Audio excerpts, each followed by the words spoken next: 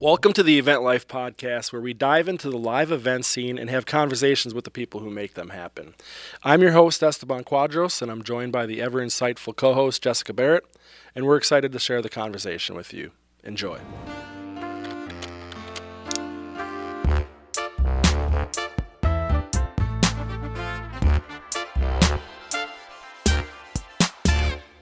Thanks so much for being with us. Yeah. We'll start an official. Jodi Collen. Yep. Director of events, meeting and events, at Great Clips. Yes. And then Sarah Cash-Darvell, meetings and events manager at Great Clips. Yeah. Making sure I get it in the right order. Yeah, correct. Thank you guys so much for coming today. Yeah. I want to start out just talking about kind of how you got started in events and what was sort of your origin story with that. You want me to go first? Sure.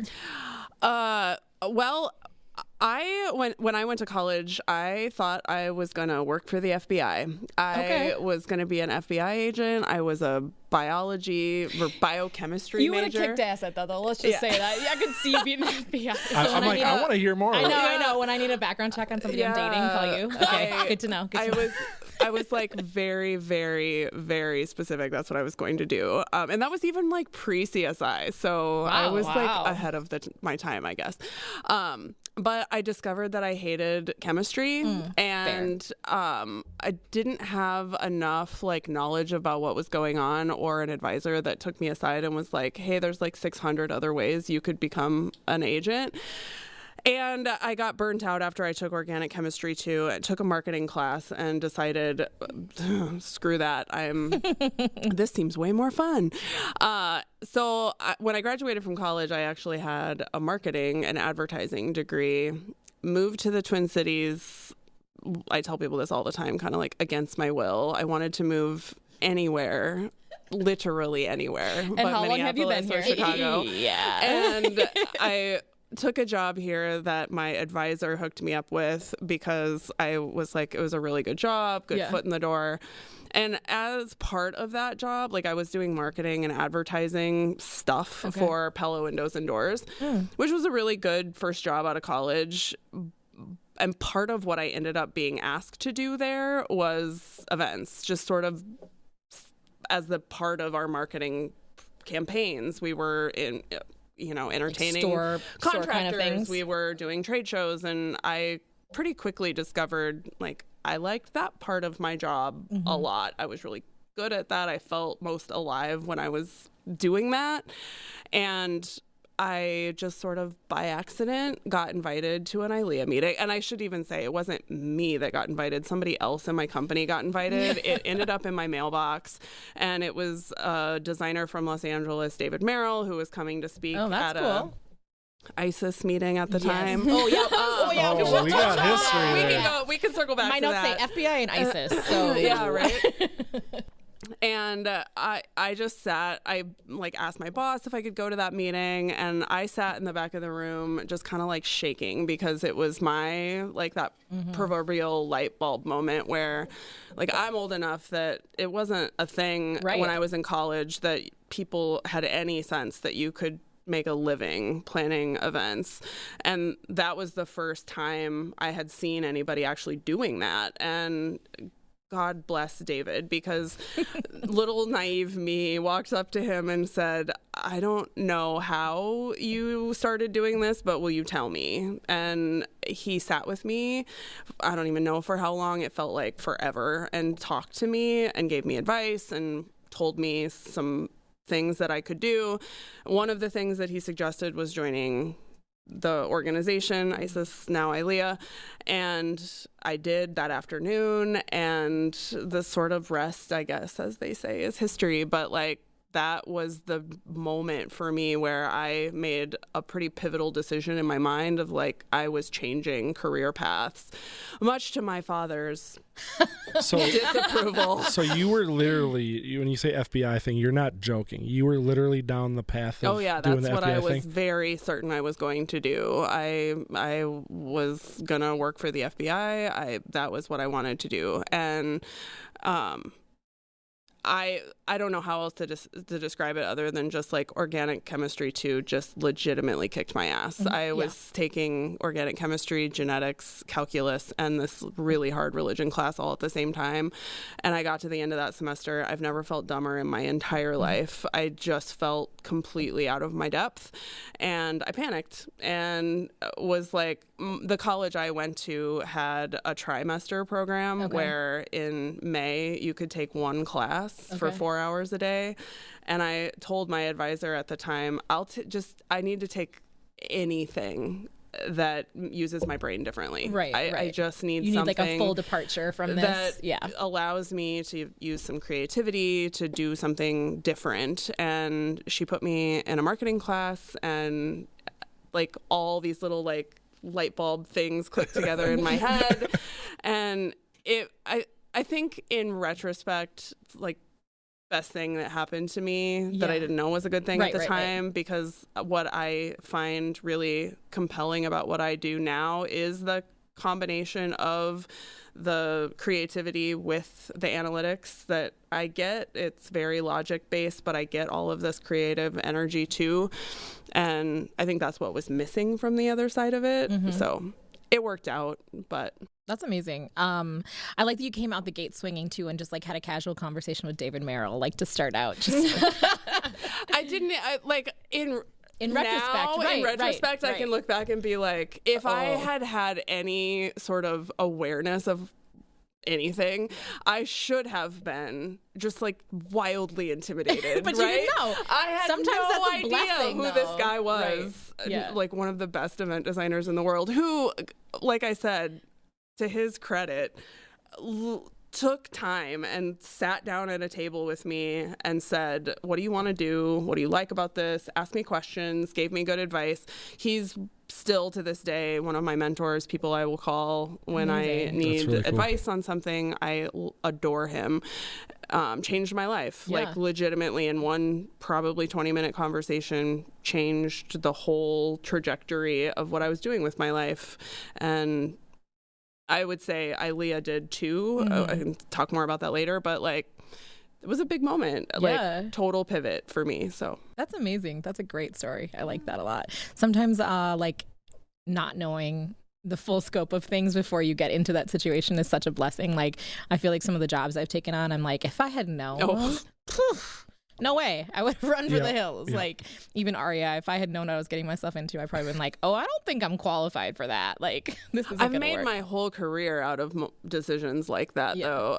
Or my whole, just like, maybe I just have this like false confidence I just don't even know. But like, I've done that over and over, and just say yes to things and like figure out how to do it when you get into the middle of it has proven to work out for me more often than not. There are times where I get in it and I'm like, whoa, I'm in the deep end big time here. But I also have proven to myself more times than not that like I can get through it, figure it out, and I come out better than I was at the beginning in those moments. I don't know. It's worked out for me in the long run. So that's amazing. I love it. Well, Sarah, how about you? So in college, I didn't know what I wanted to do. And I think like a lot of people, which why do you know? Unless you're like, I'm going to be a doctor, right? But anyways, so I, of course, was like business, right? General. So I went into, I majored in entrepreneurship and leadership management, like the most like random things. And from there, I actually was a Girl Scout throughout my whole life. And so I was like, wait, you became a Girl Scout in college? So I should have started with that. I was a Girl Scout like my whole life, and I was working there while I was in college at like the local council. And so it was a really easy like transition to be like, I'm just going to move into a full-time job at the Girl Scouts after college, because I didn't know what I wanted to do. So I did like membership and recruitment, volunteer management, all of that. And I worked there for 6 years, and I was kind of miserable at the end. And my husband was like, good God, like just go to a career coach. And I was like, what? This is so random, but I'm like, oh, okay. Like, I was desperate enough, right? So I went to a career coach, and they're like, project management, events. Like, obviously there was a lot more in between there, but that's what it came down to. And I was like, okay. Give it a whirl. That was from like a questionnaire or something like that? Oh, it was so many sessions, and yes, Okay. lots of different things like that. But yes, they narrowed it down, and I was like, okay, makes sense. So from there, I was like, I know one event person at the Girl Scouts. So I went to her, and she was on the ILEA board. ISIS at that time. Okay. And I was like, hey, I think I want to get into this. And she was like, okay, we'll just come to a meeting. I was like, okay. So I'm like doing all this research and stuff, and I show up at the meeting with my little like business cards in my back pocket, and I have like 20 of them, and I'm like gonna get sorry, I should have clapped. I'm sorry. No, you're fine. You're fine. Just another We can play music right now. Yeah. but I'm like, I'm gonna get through all 20. I'm gonna give them to people, and These are just like business cards you made up that just like have your name and number on it. Because I was like, you don't have a 100% business. had business cards I made up at one point in my career. Amazing. Also, so sad. Why have Yes, I never you done got this? With the the serrated edge or whatever they have like now. had Yeah. them all, like, a little printed at like skewed. Ideal Printers. It's like or, cockeyed and like. I think I cut my own, guys. I like didn't even go to a Vistaprint printer or something. I was like, Respect. Jodi Collen, event coordinator. That was everybody's first business card like 10 years ago. Right? Yeah. Yeah.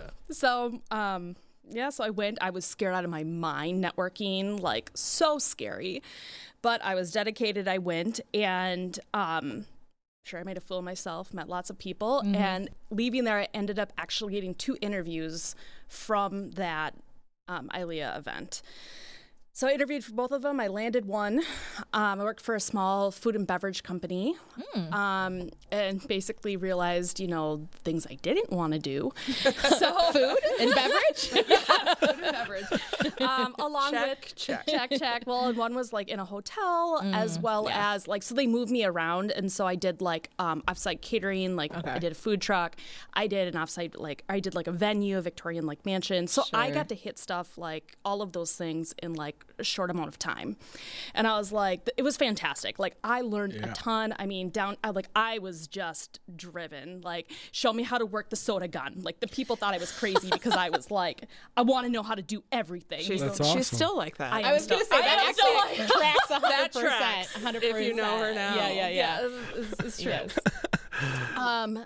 So from there though, I was like, this ain't it. And I had my first kid and was like, I just cannot be working, like these long hours and just weekends and holidays. And and I can't do this anymore. And so I was online searching, and I found a job posting for Augsburg University. And so I applied and got an interview, and that's where. What was the job? So event coordinator at Augsburg, and Jodi hired me, and then I kind of moved up there. And What did you? Was there something you like remember seeing in her, or just like She had blue shoes on. I remember that. I did. I think what a weird thing to remember, I love right? that, You though. have to wear nice shoes. She had like cobalt blue shoes on with a black suit, and I was like, okay, I like this. statement piece? Yeah, a little spicy. I like it. Yeah. It's true. You gotta have. I have a blue and a red, and those are always my interview shoes. That's amazing. I'm sort of joking and sort of not, because like it is telling that I That's have like a president's distinct tie. memory of her wearing like royal blue, cobalt blue shoes. I don't know that I can like actually say this with confidence, but I think I know now what I saw at the time was like, she thinks like me. Yeah. And I mean, the FBI and the Girl Scouts have some things in I common. know, So. clearly. Yeah, our histories are very similar. But just like the types of questions that I was asking, I could see fairly quickly, I think, that like she thinks like me. Yeah. And that was what I needed. I was not new in my role there, but like we had a busy department. We were planning 400 events a year.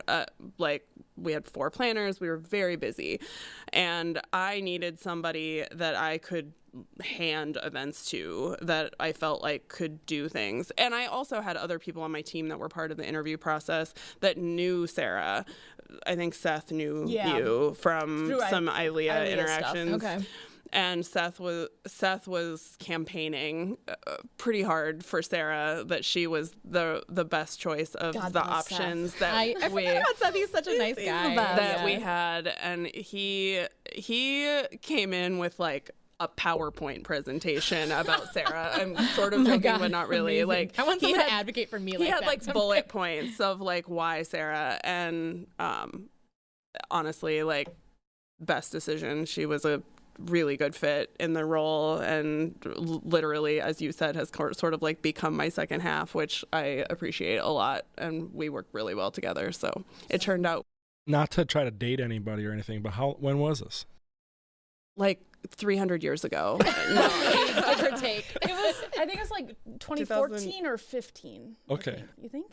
You started right before I became president, right? Yeah, it was right before. So just shy 15. of 10 years, yeah. Right, yeah. like, well, late 14, early 15. What month did you start? It doesn't matter. Late 14. No worries, yeah. Early That's been 10 years-ish. Yeah, okay, cool. Random, really random, but like in Boy Scouts, you can become like an Eagle Scout, right? Oh yeah, I'm a Girl Scout. I'm a gold. Do girls award. become something different? Yes, we do. What is it called? It's so frustrating because it's called a gold award recipient, but I have to say it's comparable to a Boy Scout. Like, how bad is that I have to say that? I never knew. That's what I was. I know, right? Girl Scouts need to step up their promotion of it. You know what I think you should ask Sarah about? Oh, I already know. Clowns. It's her time working on making clown costumes. I already made a note about clowns on my thing here. I was like, this is truly her you want to hear some randomness? Here we go. Yes, it's true. Please tell us about the So clowns. let's back it up even further, right? Like when I was born. It was a warm spring day in 1982 when Sarah. I don't actually know when you were born, but well, no, I like grew up on a mound of fabric. So I did. What does that mean? I don't even know what that means. Oh, it's wanted to burn. Guys, that would have been really weird. No, so my grandma, she had her own clown costume company. Okay. And so as all grandmas do. Total normal grandma behavior. Yes, and so I grew up around that. I thought it was normal. Like, she did it in her house. She started because like she had to take care of her kids, and her husband passed away, and sad story. But so she kind of just started clowning because it made her happy and she could sew, and so she started making costumes, and she made this whole business out of it, and it became international. Wow. Yeah, like it's she was like was my one of the biggest influencers in my life, and but yeah, so I grew up around that. I grew up around a sewing machine. Cannot sew. She tried so hard to get me to sew. Like, I sewed a costume. It was supposed to be large. It came out to like an extra small. She's like, it's okay. She had to take it all apart and redo it. It's all about the effort. I know, right? Like, yeah, not my thing. But I learned business from her. Like, I learned people skills and so many other like financial pieces right from her. So I started working with her when I was like 10, right? Like officially.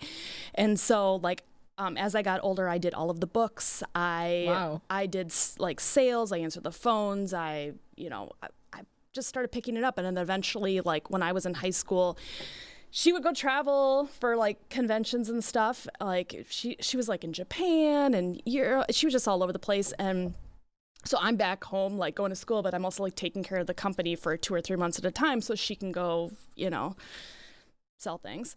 So yeah, it was a huge impact. How old were you when you took over like the books and stuff? I mean, I was probably like 17. So really, pretty early. I mean, yeah, like... I mean, she was still there, like doing it, but I was definitely pretty into it, and numbers aren't my thing, so but I had a calculator. We were good. But yeah, so it was kind of, and then I tried to help like her through college, but you know, it was a little harder when you're further away, and but I did the best I could. I'd work for her in the summers, and that's kind of. So that entrepreneurial degree was like that's real easy slide into that. It was. That was actually part of it. You know, I was trying to make a decision, like, am I going to take over this company or am I not? So I did a lot of different, you know, projects in my major, and one of them was trying to figure out if it was, can I be successful and profitable with this at this point in time? Because goddamn Hollywood, they freaking screwed the clown industry over. So like with It or something like that? Stephen King and then the like serial killer guy who was really into clowns also did not help. Just wrecked it. Gacy? Yeah. Yeah, that guy ruined a lot of stuff. Guys. So it's hard. It's just a dying industry, right? And lost art. Yeah. So with that being said, I did lots of actual research and wrote business plans and did all that kind of stuff. Trying to revive that clown costume industry. Trying, man, but it wasn't happening. I was like, I did not foresee it, you know, succeeding. Right. So unfortunately, we ended up selling it. Yeah. And I went a different path, but I mean, now you'd have to compete with like Amazon too. So I know, it's very it was probably the right time, right? Party City, like quality stuff. You don't know the quality stuff my grandma. I bet. Like that's what I mean. Is like you'd have to try to compete with people who are doing cheap stuff or cheap prices. Absolutely. Oh, for sure. And like I'm sure she was making like bespoke clown costumes. But if you look at like Etsy for like cosplay type costumes, that is true. You could be just making like a lot of furry costumes right now. Oh my God, no. Fun fact: we just did an event I didn't know what it was, though. in Orlando, and we arrived. Spit out my water in this conversation. The CSM at the hotel emailed me ahead of time and was like, "Just so you know, there's a furry convention that's going to be in house on the like front end of your conference," and we were like. I was like Furby, like she was telling me some like Furby, like the little thing. Little Furbies. There might be some of those, just but like with people inside. Oh God! Honestly, like they were the nicest people. Yeah, super nice. But I was blown away. I more than once wanted to be like, how much did this cost? So like it had to be thousands. Yeah, people pay a lot of money to go and to then those I wanted to be like, how do you clean it? Because it was mind-boggling. They had him on in the in the swimming pool. Like, you guys, like no body, like just the human head? Body with a head, but in the swimming pool. And I was That's like, dedication. whoa, that is intense. They were dedicated. They tried eating and they were like drinking through straws through like the little. So anyway, there's a market. You have to missed out. Like, I did miss out. You did not see the future potential. Full body like costume. Okay. Yeah. Imagine a giant teddy bear. Okay, that's what I'm. But That's different basically characters. what it is. Just like a fox. Like imagine whatever like you want it to be. But on their face gaming too. characters, like full costumes. Some of them have noise. Like they're intense. Like very detailed. Some of them are like thousands of dollars. And thousands and thousands of Maybe dollars. we can find a picture online. Maybe we can get a You furry should find a sponsor. picture. Like, but I mean, but we're talking like. Be very careful what you And it search. was hot. It was So that's like, what I mean. I was like, are they gonna pass out? Like yeah, it was impressive. There were some really impressive costumes, I will say, or I'm not sure they call them costumes. I don't want to be disrespectful, and I'm in no way trying to be disrespectful. No, it's like just it was fascinating. actually fascinating and impressive how much they were invested in the experience. I was going to Chicago this one time. This is like kind of a segue, but similar thing. I was going to Chicago with a friend of mine. She worked. There we have it. Pretty much. Yeah. yes. That Only is like funny. if you spent thousands of dollars on them, right? Oh yeah. So we were going to a hotel in Chicago. She worked for the hotel chain, and she got an email being like, "Oh, there's a conference of an explicit adult nature happening while you're there," but they wouldn't tell us what. We're like, this are like, you can change to a different hotel if you want. We're like, oh no, we would like to be there. So we get there, and it's the International Mr. Leather competition. Wait, did not even know there was such a thing. Yes, it is very exciting. It's like all genres of leather gear, like leather daddies, like leather costumes. But it smells good. Sometimes. That is like not the first thing that came to my mind. Yeah. The leather. Yes, Leather smells yes. good. Jeez, Jodi. But there was like full on, like there's a lot of subgenres within that. So there was like men in like full leather police attire, like men in like full leather, like singlet, like wrestling singlets. Oh my God. And it was insane. I mean, and it was one of the like Chicago conference hotels. The best people watching of all time. Oh, it was incredible. It was also like water everywhere, not a drop to drink. Like it was just like. Okay, Okay, no one here is okay. Got it. Never mind.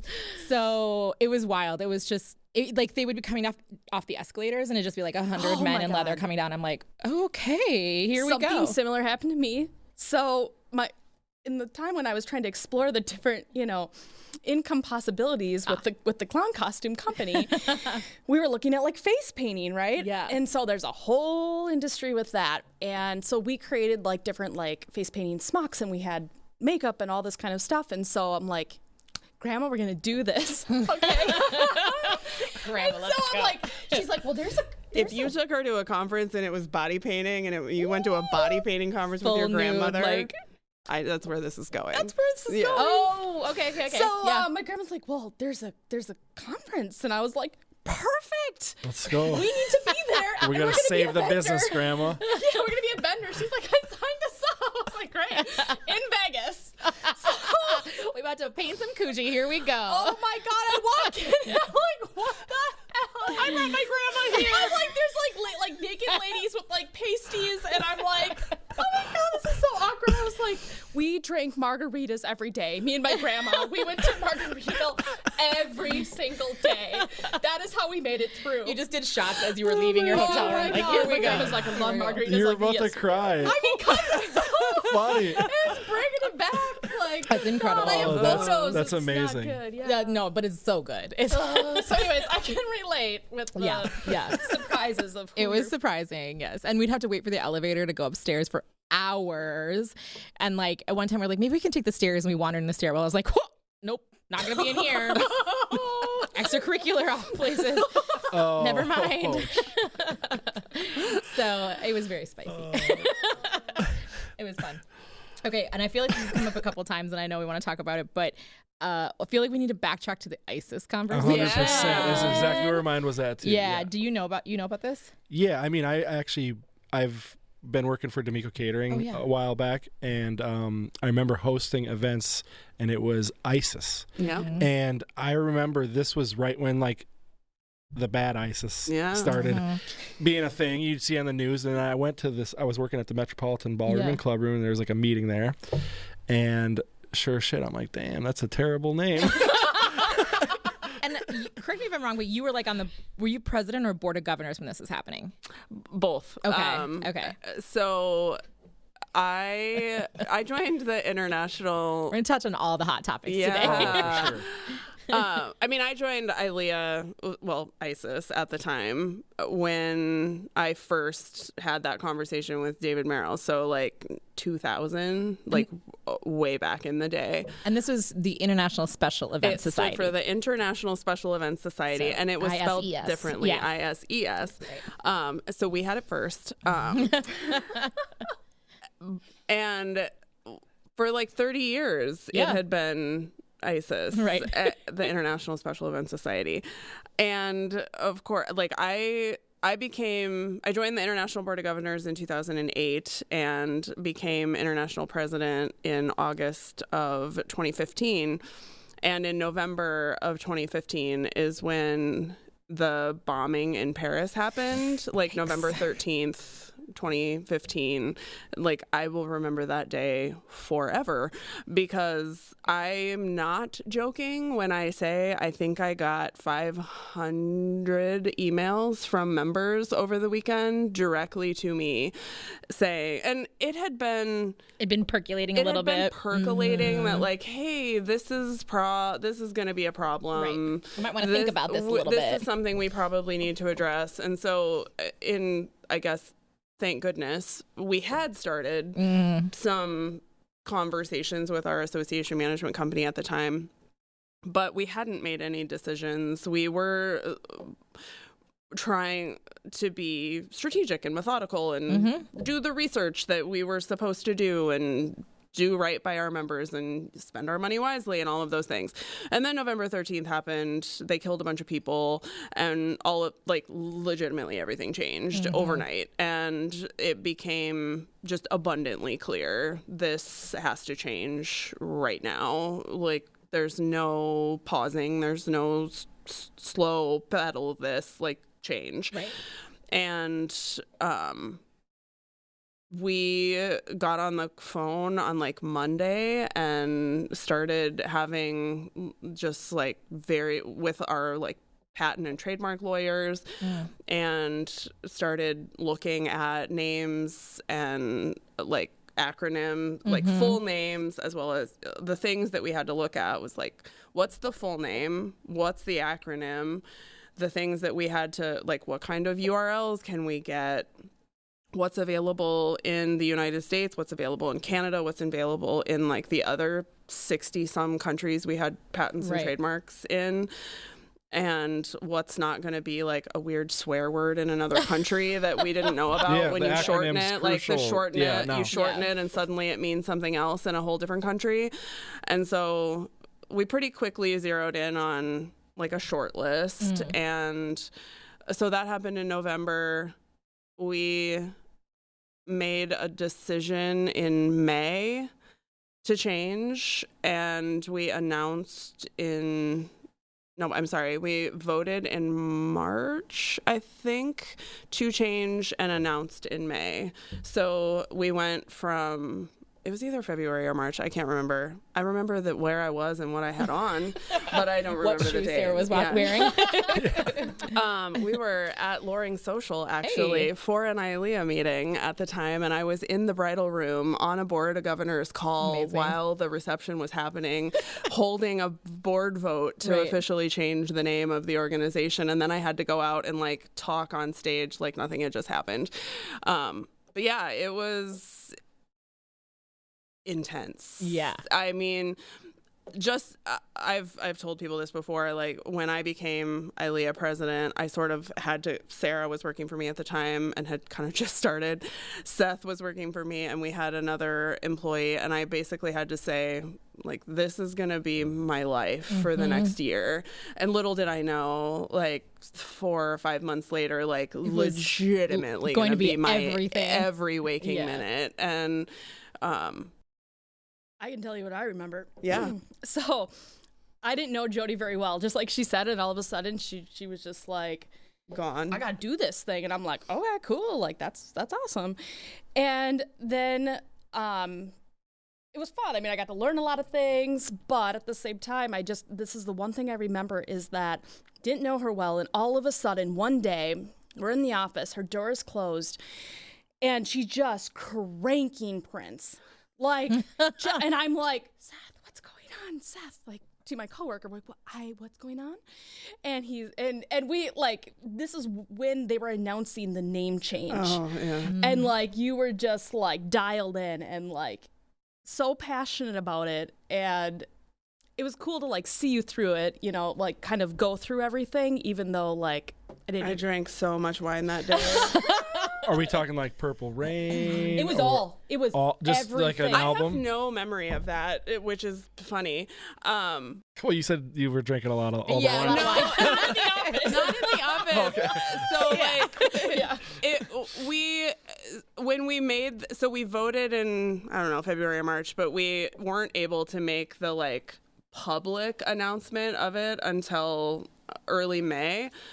And I had, part of what we did as part of that was create this video that basically was like scripted. Oh, I remember this video. I hope it never surfaces. It is the worst thing I've ever done in my whole life. I hate There's only like one specific thing I remember about it. I don't want to talk about it. I hate it so much. I'm just kidding. You can say whatever you need to say. No. I don't remember anything bad about it. All I remember is that one of the alternate names was Global Special Event Society. Am I right?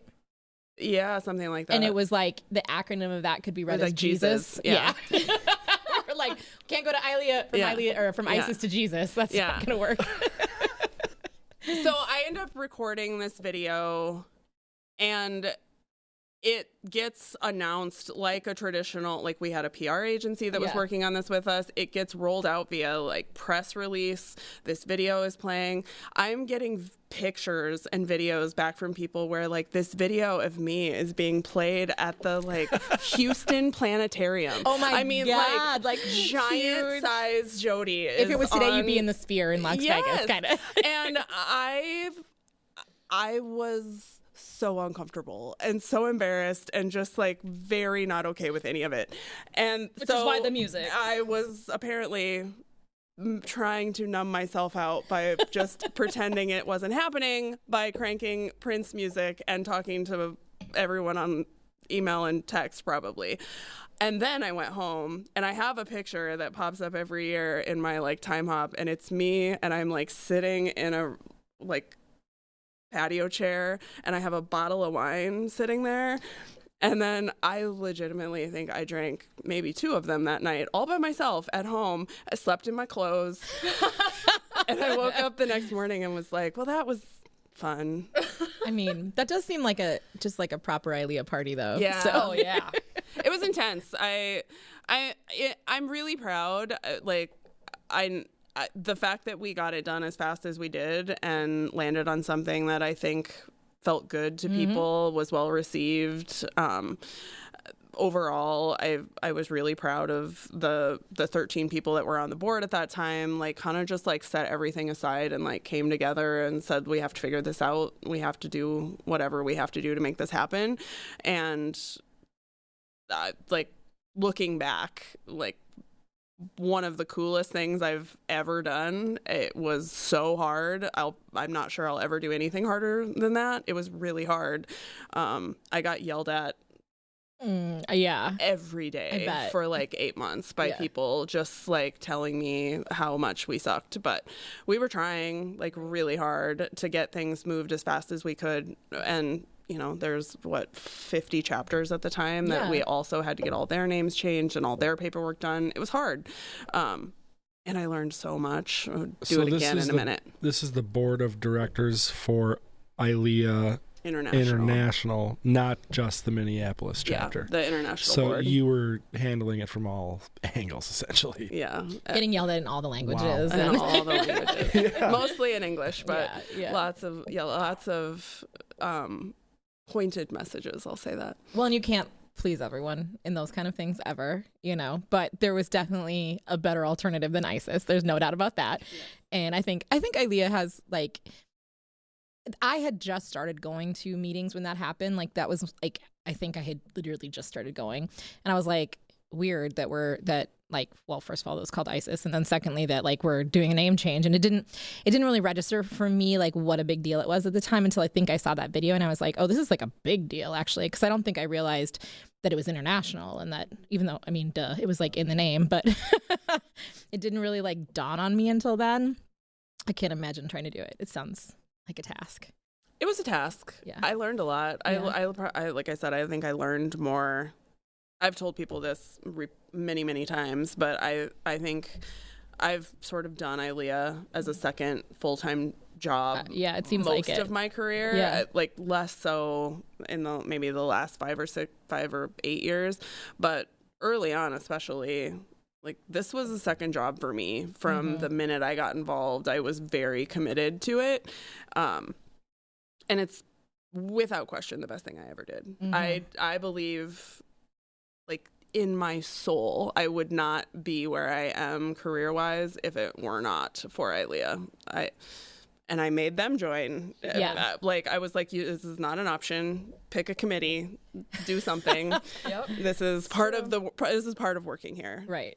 And I think you would agree. Absolutely. Yeah. I mean, I attended that one meeting right before I got into the industry, and then the company I went to work for, there was already someone in that role that was like their one ILEA person. So I wasn't in ILEA right away. I was in a different organization. And then yes, when I went to Augsburg, Jodi's like, yep, pick something. And I was like, okay. And you've been the chat. Oh, sorry, go ahead. No, I was just asking, what did you pick? For what committee?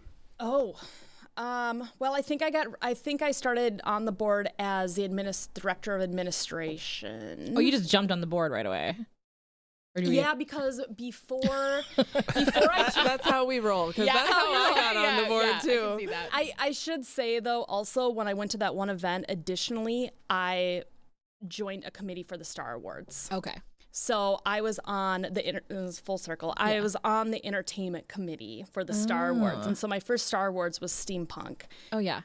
And so that was my first Star Awards ever attending. Was it? Yeah, and it was so cool. And then I got like hooked after that. Oh, right. I feel like Star Awards is like a gateway drug. Oh, it is. It's crack. It is. Exactly what we intended. Yes. Yeah. But yeah, so I kind of knew already, I knew about it and was interested, and I've got to watch her also, like, God, how many, I think I started in March, and then it was that August. She's like, she came to New Orleans. Yeah, she's like, you're coming to ILEA Live, and she got in, like, inducted, and that's where I got sworn in as president. And I mean, I'm sitting in the crowd being like, what's going on? It's just fresh, brand new. And I was like, oh, I want to do this. Yeah. He drank the Kool-Aid, and that's what it was. So yeah, I got on when she told me that. I was like, okay, hey, I'm interested, people. And they were like, director of administration. So you've been around enough. As soon as somebody raises their hand, they're going to suck you right in. Come on. Yeah, here we go. Here's the job. It was actually Megan on your previous episode. She was the one that was like, she was gonna, I don't know if she was president.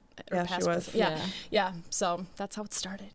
And Sarah made the mistake of telling me she was terrified of public speaking. Like, I'll do anything but public speaking. And I was like, great. I would like for you to find a committee that requires you to public speak.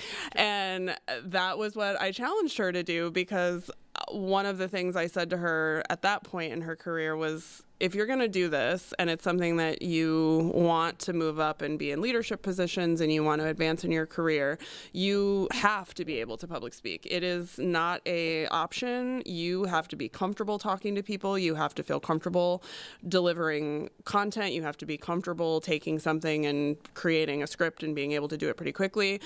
And I remember the first time she had to be on stage, like, her hand was like, give this woman a stand, shaking. She was stuttering and so scared, and I could just see like the sweat on her face. And now she can stand in front of anyone and talk. People don't want to give. They're like, you can't have the mic anymore. We need to take this back.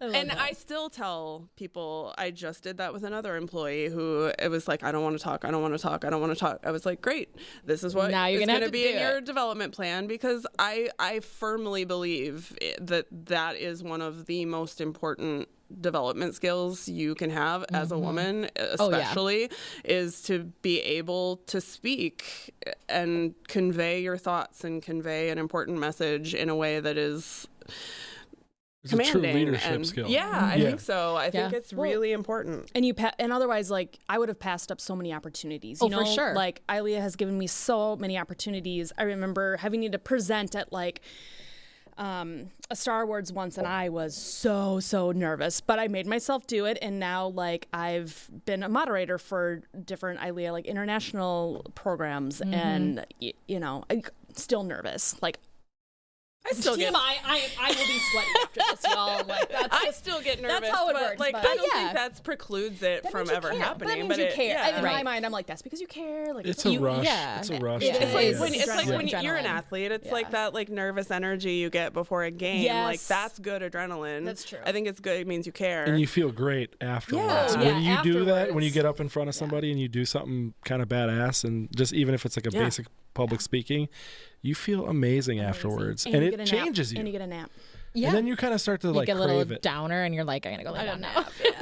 Sometimes I've done that. Yeah, I think you take that skill into the boardroom, especially in our job now. Like, we have to present to executives pretty often. We have to present to franchisees a lot, and like, having the ability to speak clearly and articulate well in those moments is really important. I think it is noticeable when somebody is not comfortable, and it lessens the credibility and all of those things. And so the credibility, 100%. Yes, I just... It's been fun to watch the progression, because she's a very different person on stage now than she was in whatever year that was. 10 years ago or whatever it was. You just needed somebody to kind of kick you in the butt a little bit. And will make you do, absolutely. And to believe in me, too. That's exactly where I was going with it. A huge thing. I mean, Jodi has been my mentor very early on. And actually, the first time I met Jodi was at the Star Wars at Steampunk. I also probably have no memory of that either. I don't think she remembers either. But at that point when during that Star Wars, I hadn't gotten a job yet. That was before that one program. Okay. So I was there. I had those business cards in my pocket. I was ready, you guys. I wasn't ready to party. Like, I was ready to, like, everyone else was, like, ready to party and celebrate. And I was like, I need a job. So bad. And, but so I'm, like, making my way around. And I come to Jodi, which your costume or outfit was insane. I had a very large top hat that required me to basically lay down in my car in order to drive it to get home. And I was like, hi, I'm Sarah. Who are you? You know, like really intense. And she was like, you're a little over. I did not. I'm confident I did not do that. I'm sure, but I could tell in your face. I could feel it. Anyways. Not true. And I was like, I think I said, like, do you have any job openings? That might be true. Straight to the point. Like, can we have this conversation when we're not in the middle of shame. I'm like, I need a job. It is funny if you've like never been to the Star Awards before, and then people who show up not knowing that this is like not on time. There was someone at one of them who was like trying to hard sell me on something, and I was like, he actually had seen him do it with a couple people before me. You could tell he came in like networking business mode, and he was trying to do it. I was like, sweetheart, no. Let me help you. Like, I was like, don't do that. I was like, this isn't the time, and people are not going to appreciate it. And if you wait and connect with them afterwards, they will like you better. But if you do this now, you're going to annoy the shit out of people. Yeah, just have fun with them. Yes. That's why she forgot me. Yeah. She was like, this bitch. Okay. You weren't wearing the shoes yet. But I think like You weren't wearing the shoes yet. Yeah. I'm sure I had good shoes on though. That's always a must. Nice. Yeah, you should have wore the blue shoes. I should have worn the blue shoes. Should have worn the blue shoes. It was black. It was steampunk. Actually, I had some badass heels on that had spikes on the back. I still have them. They're amazing. I rented most of my costume for that one because it was It was intense. steampunk playing around. Yeah. I don't think I knew. I rented most of my costume from like the is it the Guthrie that has the like off-site costume rental? Yeah. I did. Yeah. And I think my costume weighed. I got a workout just walking around in it. You had to be like sweaty. It was like so heavy. I was just like, oh my God. That was intense. I do remember Castina was the one who my business partner Castina wanted me to go to it, and I was like, oh, okay, whatever, you know, like didn't think much of it. She's like, everybody dresses up, and I'm like, sure, you know, like. So I was like, I'll put on like, I think literally I was like, I'll put on a belt that has like a steampunk kind of vibe. And then I got there, I was like, oh shit, okay. She was not lying. I might have to go home and change now. And so then every year since then I've been like, I'm in it to win it. Here we go. Like same. It's the one time of year, like I generally hate costumes. Yeah. Like I do not dress up on Halloween. I, for years, like hid in my basement on Halloween. I did not want to open the door and pass out candy. Like I don't go to parties, but like for whatever reason, the Star Awards, I literally have spent like months working on costumes. I had part of a costume shipped in from Australia one year. Amazing. And yeah, it's my favorite. I have so much fun. I have like a whole like hidden Pinterest board that every year is like where I'm like, Me okay, too. what's my costume gonna be this year? Yes. And I'm like, I'm not showing anybody that. It's gotta be a surprise. This episode is sponsored by IMAV, an innovative and leading audiovisual company based in the Twin Cities. If you're looking to elevate your next event, all you have to do is reach out to the team at IMAV. They'll put together a package that not only fits your budget, but takes your event to the next level. IMAV strives to not only be a resource, but an asset to the success of your event. Whether you need video, audio, or lighting, the professionals at IMAV can execute and run your meeting or event flawlessly. Their team is a dream to work with and always deliver a final product that leaves guests blown away. Find them online at imav.pro. Use promo code EVENTLIFE when you contact them to receive 30% off all equipment rentals for your first event. Again, go to imav.pro to lock in the best audiovisual vendor for your next event. Yeah. Same. I love that. Was the Star Awards a thing like when it was ISIS? Like all the years that it was a thing? Or like when did that kind of, do you know? Well, and also Star Awards is like specific to our chapter to a certain extent, right? I mean, to all extents. The Star Awards. So, ILEA/ISIS as an organization is an international body. It has an international presence. We have in here, every state has a chapter. Not every state, but if you use generally speaking, the idea is right. Like there are geographically located chapters. So like there's a Minneapolis St. Paul chapter, there's a Chicago chapter, there's a New York City chapter, and they're basically like you're a member of the parent organization and you're affiliated with a chapter. And each of the chapter, then there's an international board of governors, and each of the chapters generally has their own board that oversees the like chapter level activities. And the Star Awards are specific to the Minneapolis St. Paul chapter activity that has been happening since 2005 in our chapter. And I will say, like, it's a pretty well-known event across the, like, broader ILEA. It's one of those events that people kind of look to as, like, I want to go to that. Yeah. Or That's really And cool. they do. Yeah, They do. like, They do. kinda We get- fly so, like, in. right. Yeah, we were talking about a bunch of people Yeah. coming in from out of town, and Yeah, like we see people at, you know, different conferences and stuff, and they're like, God, we just keep hearing about the Star Awards, you know, and so we just start inviting people, and they actually do come in, you know. We That's have people awesome. coming from Like, Canada. I have a house full of people every year. Yeah, she Yeah, does. that come. from being on like the board of governors and stuff, you have a lot of connections with all the different chapters. And I think once you start, and this is like, we didn't necessarily intend for this podcast to be like an ILEA, like, you know, whatever. Sales pitch. Yeah, sales pitch. But it is for me also like one of the most beneficial things I've had in my career, right? So I'm a little bit of an evangelist for it because I just like really give a shit about it, and it's done really good things for me. And I've hired tons of people that I met through ILEA, Same. like Yep. all of that. So, but yeah, we do it. I think it's really fun to be part of a chapter that is so active and so kind of forward thinking about things. Totally. Because when you go to other chapters, you know, you realize like, oh, not everybody has like a Star Awards. Not everybody has like, you know, as many members necessarily. Like some communities have a harder time getting people to turn out to volunteer than we do. Yep. And I think like Minneapolis St. Paul is really unique in that way. Absolutely. Definitely really giving to like the sponsorship side of things. Huge. So yeah, I just did a Midwest like ILEA retreat, and just talking with the different chapters every single year, you know, you hear just about like they always want to know about the Star Awards. And there are different chapters that do their own award ceremonies, and they're great. You know, they're fantastic. But something with MSP, I tell you, like, it's just everyone is just in it. Like, I think, and the truth of the matter is, ILEA Minneapolis, or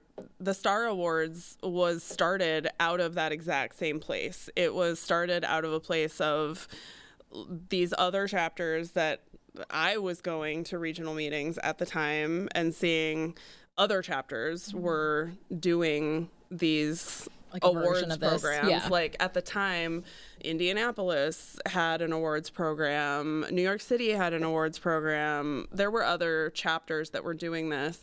And it felt like a really good opportunity for us to be able to provide some kind of unique experiences for members, to be able to like show kind of the work that they're doing personally. Like, here's some events that I've done professionally, submit, get some recognition. That actually means something in a lot of people's businesses, is the ability to submit for and receive awards in their community. That felt important. And it felt like a cool opportunity for what felt to me like a really tight-knit group of people to be able to do something that was a little bit outside of what any of us were able to do kind of in the silos of our own professional jobs. And so budget. Well, Yeah. there's the budget. There's what's the brief? Like, will the client let you do this? No. Right. And so I think what we set out to do with the Star Awards, that I don't know that it's special or unique or anything, is probably not any of those things, but I think what we have done successfully is stay true to the original tenet of the program, which was that it was about our community coming together collaboratively to put on something that was better than what we could do individually by collaborating together. So we were going to programs like TSE or Cater Source or these like big, larger programs and seeing all these cool things. How do we get those ideas, those big concepts in front of more people at the local level. Well, the only way that we can do that is if we partner together and like make these things happen together. Yeah. And that was the original, like the group that sat in the room and said, how do we make this work? The only way we could see this working was if everybody's willing to come to the table and kind of leave their like individual stuff at the door and say like, we're going to bring all of our talents together and layer it all together, and something amazing is going to come out of that. And like the first few years, I'll speak for myself. Because you were one of the original people that started it. I just wanted to say, like, credit-wise, like, you deserve that. Like, you started this 20 years ago now. Yeah. So. What was the first one? It was not great. I'm going to be like, That's what I honest. kind of wanted to. It was exactly like it is now. I came out the gate. No, I feel like every year it tries to top the last year. Yeah. So I had to, you know. It's this like very strange dichotomy in my head because I'm so proud of it, and it's probably the worst thing I've ever done professionally in my career. Like, it was not good. What was the theme? It was like the Star Awards.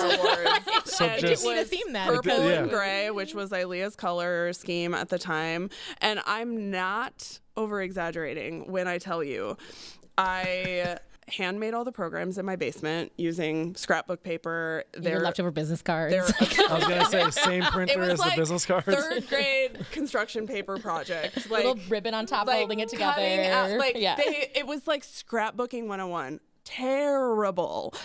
We were begging liquor stores to give us alcohol, like whatever they would give us. Like, we just like picked a street and we're like, hi, sir, we're planning an event for event planners. Would you be willing to give us a case of anything? And they would be like, here's the weirdest alcohol we have that we can't sell. Sure. Some cherry schnapps and Sambuca. Like, enjoy. Coconut rum. I mean, the bar at this event was the weirdest shit you've ever seen in your life. Awesome, though.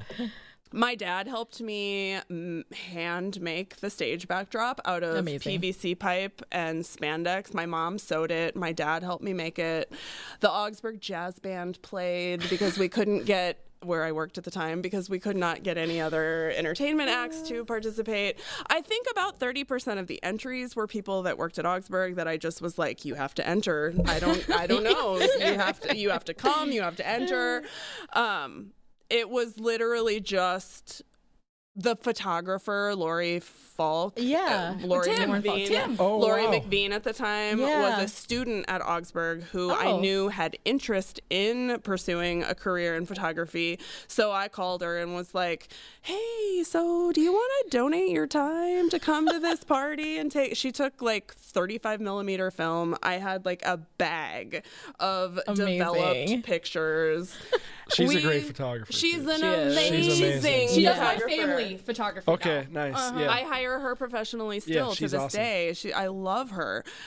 So all of that, like, it's nothing to be like. Would it win any awards? No. But it created a legacy. Did it? It started it. Did It was it the seedling. get the something going? You planted the seed. Yeah, and like the jump between year 1 and year 2, if I look back on it, is fun to look at because all of a sudden, like, people were coming to us and we're like, I want to play, I want to play, I want to play, I want to play. And I'm prouder of that than, like, you go now and there's just like hundreds of thousands of dollars of sponsors. It blows my mind. So in 2019, I was the sponsorship chair, whatever it is, and it was just over $500,000 of in-kind sponsorship. Yeah.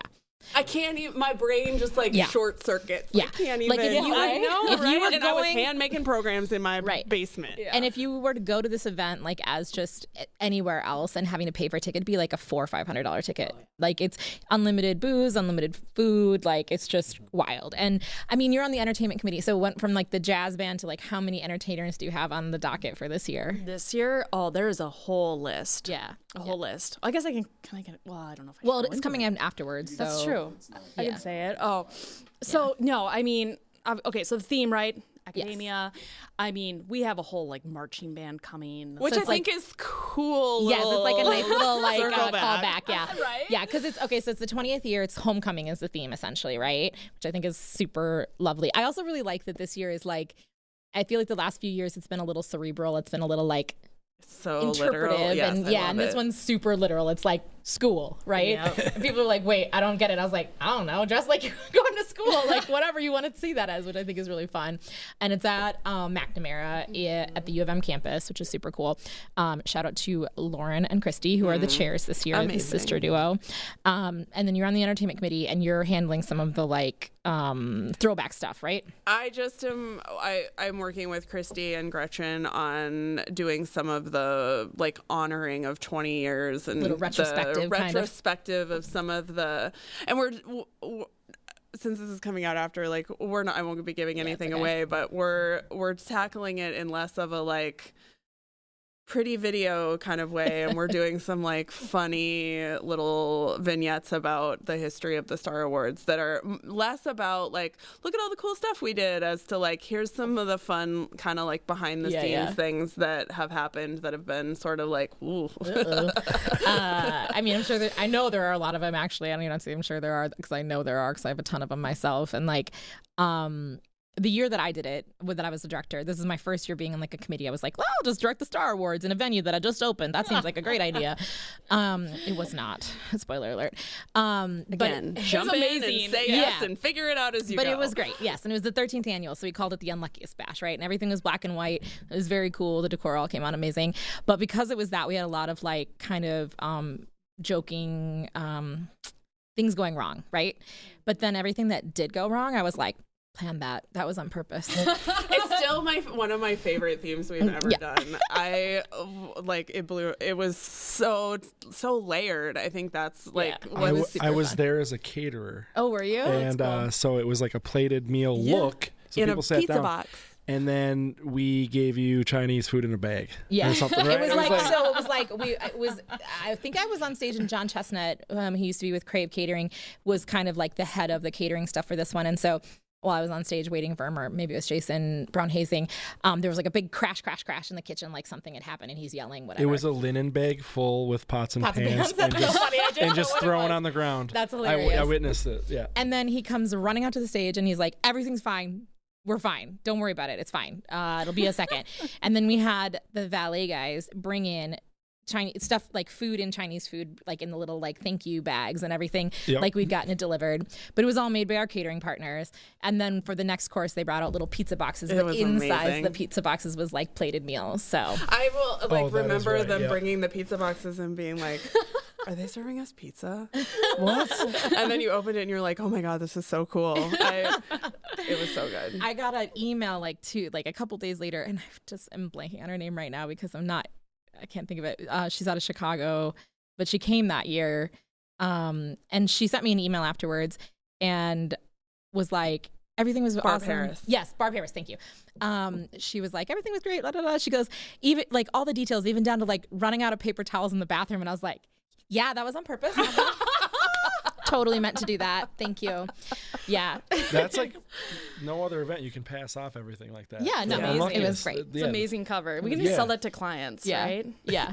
Here's a great theme. Right. Here's a great thing. Everything goes wrong. Nothing can go wrong. Yeah, everything can go wrong, but nothing does. All the stress goes away. I have actually so Carly with Girl Friday, she was selling off some of her stuff and I went in there to look at it. And one of the things was like the sign from the bar upstairs, which the bar was like, the ceiling of it was all upside down umbrellas, which was really cool. And I think some of them were like spinning, but it was called like the Bad Luck Bar. So I have that sign. I should bring it in here. We can just like put it back here. Oh, yeah. Yeah. That would be awesome there. Yeah. Going back, just going way back, I was very interested. I wanted to just say really quick, like, I'm personally not surprised that after your first, I need to press the button, after your first like Star Awards, like, and begging people to come, to like have it like kind of flip that people are begging to join. Yeah.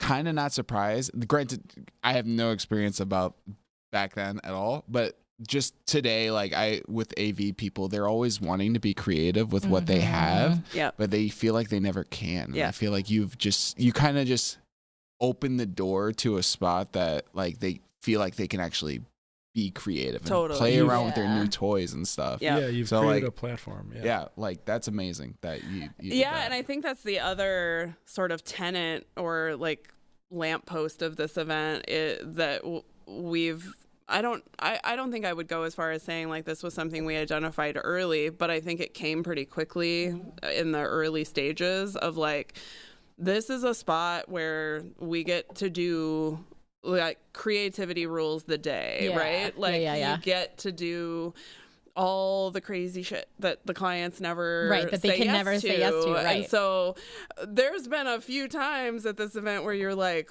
oh, was the line here and like we're over here?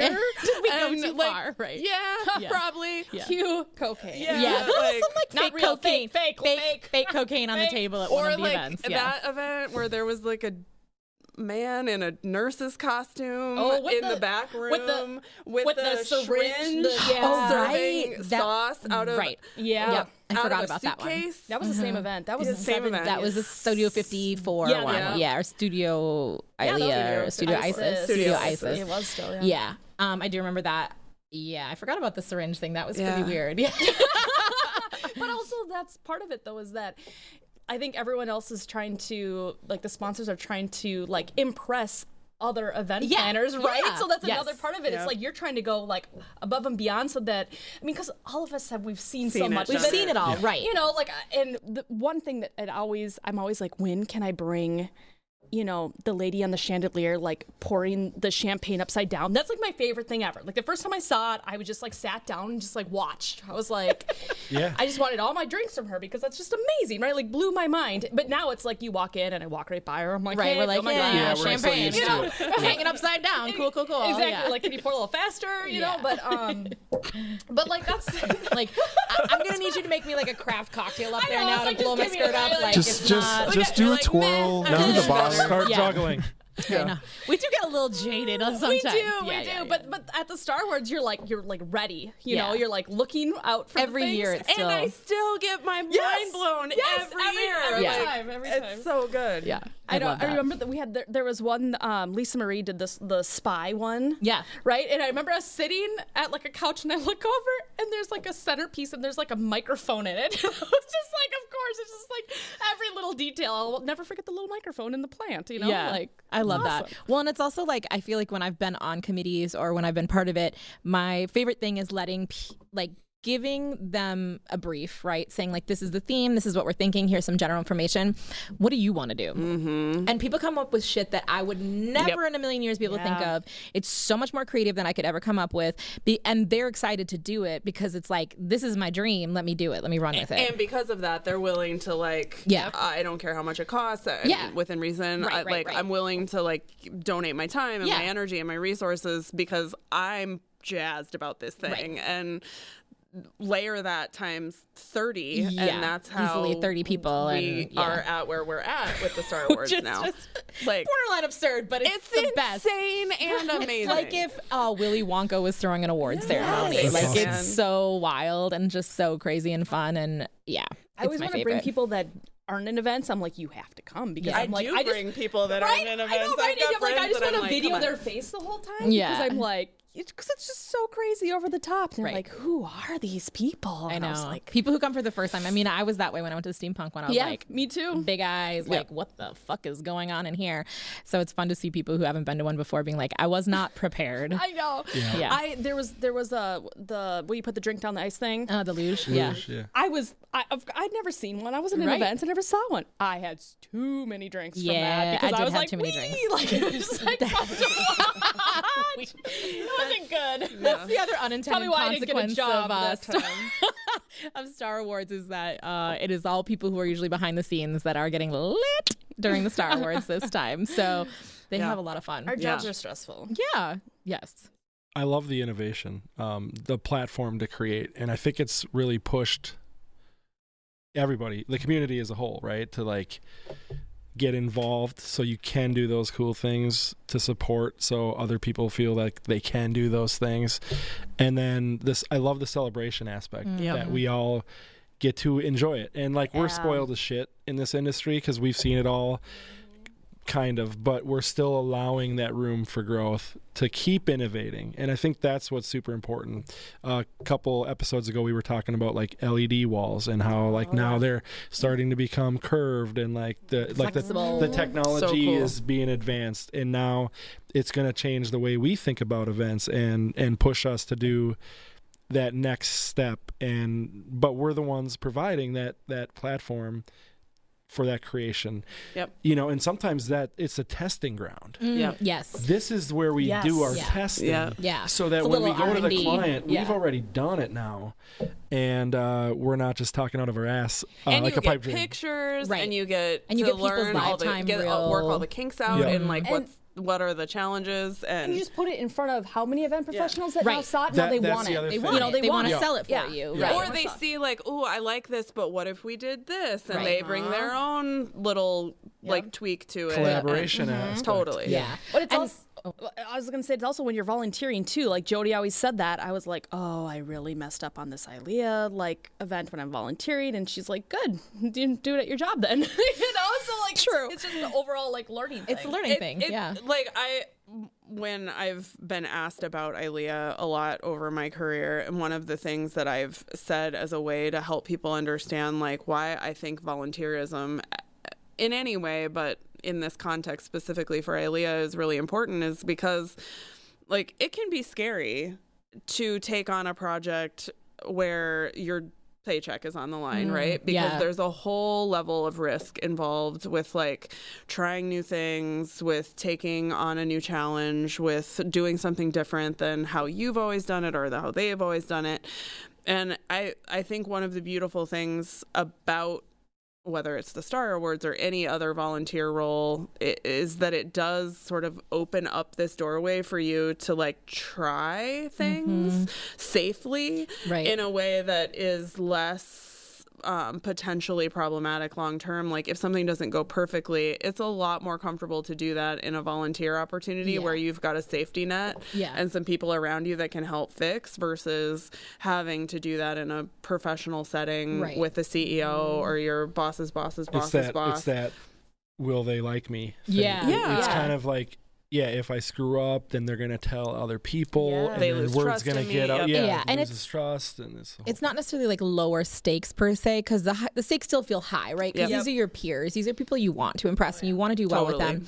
So the stakes are still high, but the reward is higher in some ways. And it's if you lose, you're not losing money, right? You're not like, it's not going to hurt your You're not gonna pocketbook, lose your right? job, You're not going to lose you're your not- job, right? You're not losing like professional clout. And if I have to make a mistake, I want to make it in front of people who understand like how And that hard can help it me is. learn how to do it differently next time. And that will give you the grace that you need in that Yes. moment to learn from it, you know? Like I'm doing programs this year, and every other time I talk to Rachel, I'm like, are you ready to fire me yet? Like, am I... That's normal. That's a normal feeling. Yeah. I was like, girl, I'm failing at this. And she's like, you're not failing. And I was like, maybe a little bit, but like not to the point that anybody else can tell. And that's also something I think we all know is like, other people don't know what your intention was necessarily. All they see is the product, right? And so we can like beat ourselves up over and over again about like, well, it was supposed to be like this. It was supposed to be like that. I thought it was going to do this. I thought it was going to do that.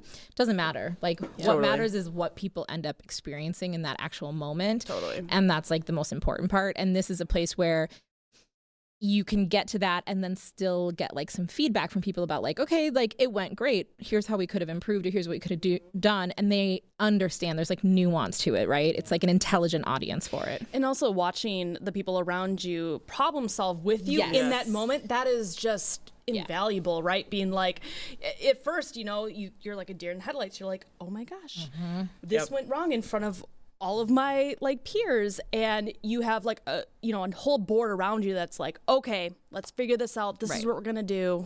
So I've done this before. Yeah. Here's what works. And especially with the Star Awards too, with the problem solving or just the like figuring things out, because that is almost always like 20 pounds of shit in a 5-pound bag, right? yeah. Like Absolutely. it's so Every time. much stuff in so little time, so little space. fast. Like it's happening in real time, like live time. I think that like the year that I did it, I'd never produced an event to this extent before. I didn't know about like having to pre-record Voice of God. Mm-hmm. Yep. No idea. Did not know that was a thing. Had no clue. And Seth actually like saved my ass he and did did it. it live. And Yeah. I was like, oh, thank you. I will never make that mistake again. You know, like he totally saved my ass. Yeah. That's a great example. I mean, but we've all been, I can't tell you how many times that's happened to me with like an ILEA event. One time, I really learned the hard way about like time zones. Oh, yeah. I planned an ILEA event and the speaker was calling in from a different time zone and oops, you know, I make sure that's correct at every time. You're like, now. you're in Iowa. What's the time zone there? No, you're not. That is exactly true. I look it up online. I'm like, just to make sure. because Indiana? What's the time zone? It was horrible. Horrible. Never forget that. I ran out and Jodi was like, you forgot your papers off the printer. And she's like running after me and like gave them to me in my car. And I'm like, just sweating. It was just horrible. But like, find me an event planner that doesn't have that story. Oh, Not yeah. that exact story, but But a that version of story it, for sure. where you were like, I thought I was going to die. Yes. I thought it was literally the worst day of my life. I was standing outside the room crying. I had to go in the bathroom and have a moment. Like everyone has that story. It is, you don't get out unscathed. Anybody. No. The places I've cried. Yeah. Oh, so the many places tears. you'll cry. That's the book I'm going to write about the event industry. And you just that are is like, great. I just need a minute. I'll just need a minute. I'll be right back. in a minute. Yeah. You And I'm go, like, don't look at me. I just Right. need to stand in this Go corner. into the a bathroom monster. stall and like, and then you're doing like, this, like I'm not crying. okay. I guess I haven't done that yet. So. Just wait. You're not trying. You're not trying. I'm one hard of the enough. lucky ones. You're not trying hard enough. I probably not. You're probably right. Just teasing. I literally just got involved with ILEA in the last couple of years. So I was the AV chair last year, doing it again this year. Amazing. So hopefully it's fun. We'll know in due time. One of the things I was going to ask about was like trends over the years. Trends? Like, because there's been some funny ones, I feel like. And there's been like disco balls, for instance. Like, they're back Who doesn't with love a disco ball? vengeance. They're back with a vengeance. So, yeah, no. Right here on the I know, shelf. like, that's from That an came event. from my office, actually. Oh, Yeah. No, I have a bit of an addiction to auctions, and but you know what? I actually bought those from Ryan Hansen when he was selling I off. feel like those were probably They from were the from an Star event. Awards Yes, at some That's they why, point. actually were. So when he was selling off stuff in his warehouse, I was like on that site like every day. I'm like, what is he selling today? And I bought so much shit, including like 50 of those disco balls. So. I bought a lot of stuff from his sale also. I'm going to be honest. That was fun. But just the question is kind of like, what are some of like the funniest trends maybe, or like Oh, God. some things that stick out? When I worked in weddings, like a year, because that's all I could handle. And, you know, the families would make their own centerpieces and bring them in. Yes. Woo! We'd have to, take photos and like rate them because they were special. But during that time period, Very special. it was burlap. Oh, That time period, it was makes my skin crawl thinking like about burlap. what was burlap? Everything. everything. And so they would like Literally. take the centerpiece and they'd wrap it in it, and then they like tie burlap around it, and then it's like if we had like they wanted Mason jars. I mean, yes. Oh, that's what it was. They were mason know. jars. That's exactly what wrapped I'm in looking burlap. for. Yeah, just those funny little things. a That's what- burlap runner. Burlap runners. With Yes. mason jar centerpieces. And like, I'm a country girl. I grew up in the country. I like a good mason jar and I like a good burlap bag, but A I burlap think bag. What do you use a burlap bag for? For your root that's vegetables. what burlap Taters. is. To do what with it? I don't know. That's where burlap came from. Okay, but is what do you- burlap bags. But what do you do with it? It's like Put, like, seed vegetables and, in it? No, like oh my god. I'm literally It's like picking up potato bags of bags. Making clown costumes. She does not know about I this didn't life. grow up on a farm, okay? Yeah. I don't She know these things. Grew up on a mound like of fabric. seeds and like Potatoes. yeah, like Potatoes. vegetables Yeah, and that's potatoes exactly and like Potatoes, vegetables. seed the things we learned, came yeah. in a Or just burlap just bag. me, I And guess. I don't hate any of it. It's just that it got to be so ubiquitous. It was just everywhere. There needs to be an expiration date. So when Yes. these trends come out, there needs to be an expiration date. Someone needs to put a timer on it. We're like, More than happy to be that person. I think it goes into that territory though of like we just see it over and over and over Yeah. again. So like There's nothing wrong with it per like se. Mr. and Mrs. Smith are getting married. They've They get it once. And it's, the only time they'll use it. They love burlap and mason jars. Great. Have burlap and mason jars. You've seen burlap and mason jars for 37 other weddings. And you're like, I'm over this. This is ridiculous. And then they want to put the food in them. And I'm like, can we really have to? And then they're like soap in the bathroom. On fire. It's just, there's just so... the burlap on fire? No, I didn't have I had a linen start on fire once. I've had that. Under a chafing I've had a dish, lot of people like, and this is the thing that always blows my mind is when this has happened a few times. They're like having dinner and they'll throw their napkin on the table on top of a candle. And I was like, how do you not have the spatial awareness to recognize that that's fire? Because they already had like 10 drinks. Yeah. Fair. Were you there at the Advent Vespers at the Star Awards where a guy did that with his program and started the paper program on fire? I don't remember if I was there for one of them. There was two of them. Something's burning. Something's burning. What's on fire? I hate that feeling What's on too when you're in fire? the You're like, room. I can smell it. It's somewhere in here. That happened when I was doing offsite catering. Like we were in a church basement, and oh my gosh, you guys, they wanted to put like this fabric on the buffet, right? Flouncing. Yes. Flouncing. You know, you were in catering, so you know. I was the king of that shit. Right? Flouncing. Like no other, right? Oh, gosh, And then they start on fire And under a chafing dish. That's exactly what happened. Someone bumped it off, and it went poof because it was one of the really shiny fabrics, and we're in the and those are so flammable. And you got, the ceremony was happening upstairs. Oh no! And we're sitting downstairs. And like, Getting a little hot up here. Oh my, you guys, but I'm talking like billowing smoke. It wasn't just a little, like it started billowing up. It went into the sanctuary, and someone came down and was like, "What's going on?" And at that time, like nothing to see here. Oh, I was It's like, fine. we just turned the ovens on, like because. What do you do during that, right? You know, I don't want to wreck their event. And so, but the chef had like doused it in water, like buffet ruined. And so, I mean, right? Problem solved. We figured it out. We got it going. But it was January, so we had the doors open. We had fans blowing out. It was like negative. That terrible smell too. Oh, it was bad. But, it worked. I'm going to write a book about just event war stories someday. Oh my God. Let me tell you about all the shit that went completely not right. And then we can also add your crying places too. And here's where I went when it went sideways. So I could have a moment. This is like, I've only been a bridesmaid once, thank God. I have been asked a few times, and I'm always like, I'm much better as like helping you get things squared away and like being like your whatever personal assistant or helping out with things. But I did have a friend who I love very much who asked me to be bridesmaid, and I was like, okay. And it was in Puerto Vallarta. And this is like a perfect reason why I cannot be a bridesmaid, because you can see me in the photos. My face is like this. Because I was watching the people setting up, and there was something happening, and I was like, what are they doing? You can't relax at an event. No, I couldn't shut my brain off, and I was just like, there's literally photos of me going like, and they're over here, and I'm looking this way. One of the caterers was setting up the buffet, and the what are they called? The little chafing sterno exploded, burned his face. He ran into the ocean. Because as one does, right? Even though it's like salt water and it couldn't have felt good, but he ran and sterilized. That probably helped. I don't know, but I was like, what's happening over there? Why is that server running into the ocean? So it wasn't good. I was at a wedding like this fall for one of our past students, and the caterers forgot to light candles at one table. Oh, you're like, I got it. I got you. You're like, I feel like I have arrived. Right. I have a purpose. I noticed it before I sat down. I was like, maybe they're coming back. And so I sit, and then the first course comes out, and I'm like, my husband's like, what are you doing? And I'm like, those candles aren't lit. And he's like, they'll be fine, like chill. And and so like then the entree comes on, like they're still not lit.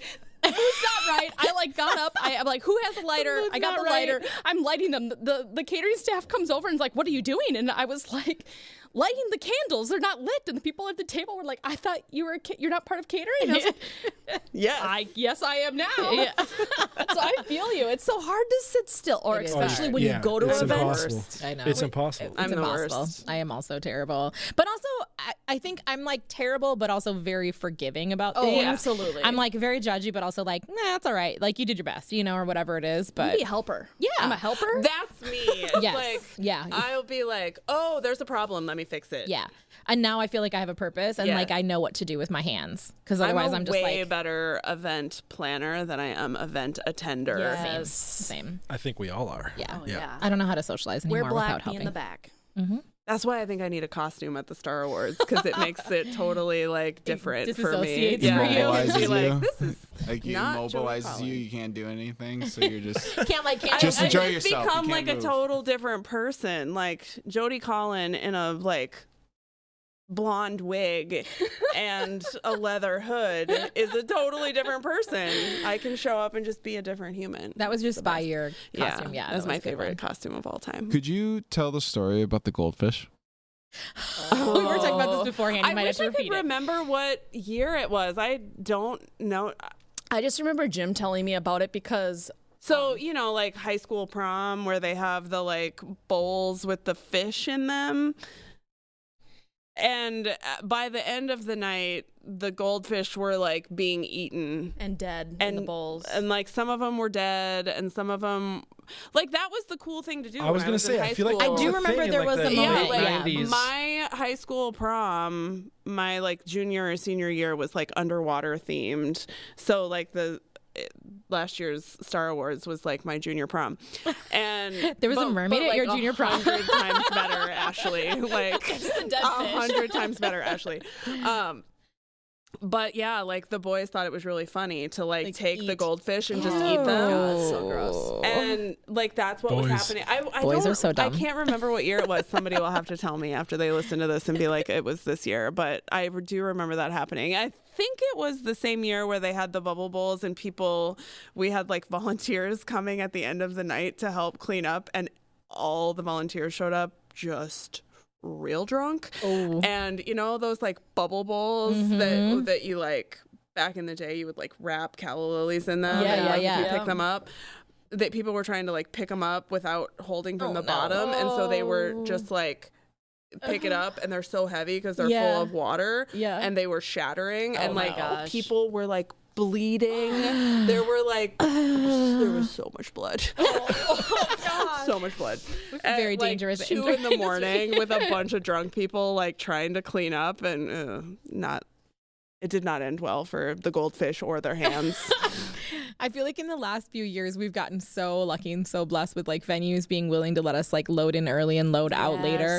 And that's one of the reasons why I think is like the people who have to load out sometimes are the ones who want to enjoy the party, and it's like we It don't doesn't end well for anybody. Yeah, we don't want them to be hammered, nor do we want them to not have to enjoy themselves. So like if we can just load out tomorrow morning, that'd be great. Thank you. Yeah. Yep. Absolutely. Good choice. Yeah. Progression. I like it. We're learning things. We're learning things. Do you have a question?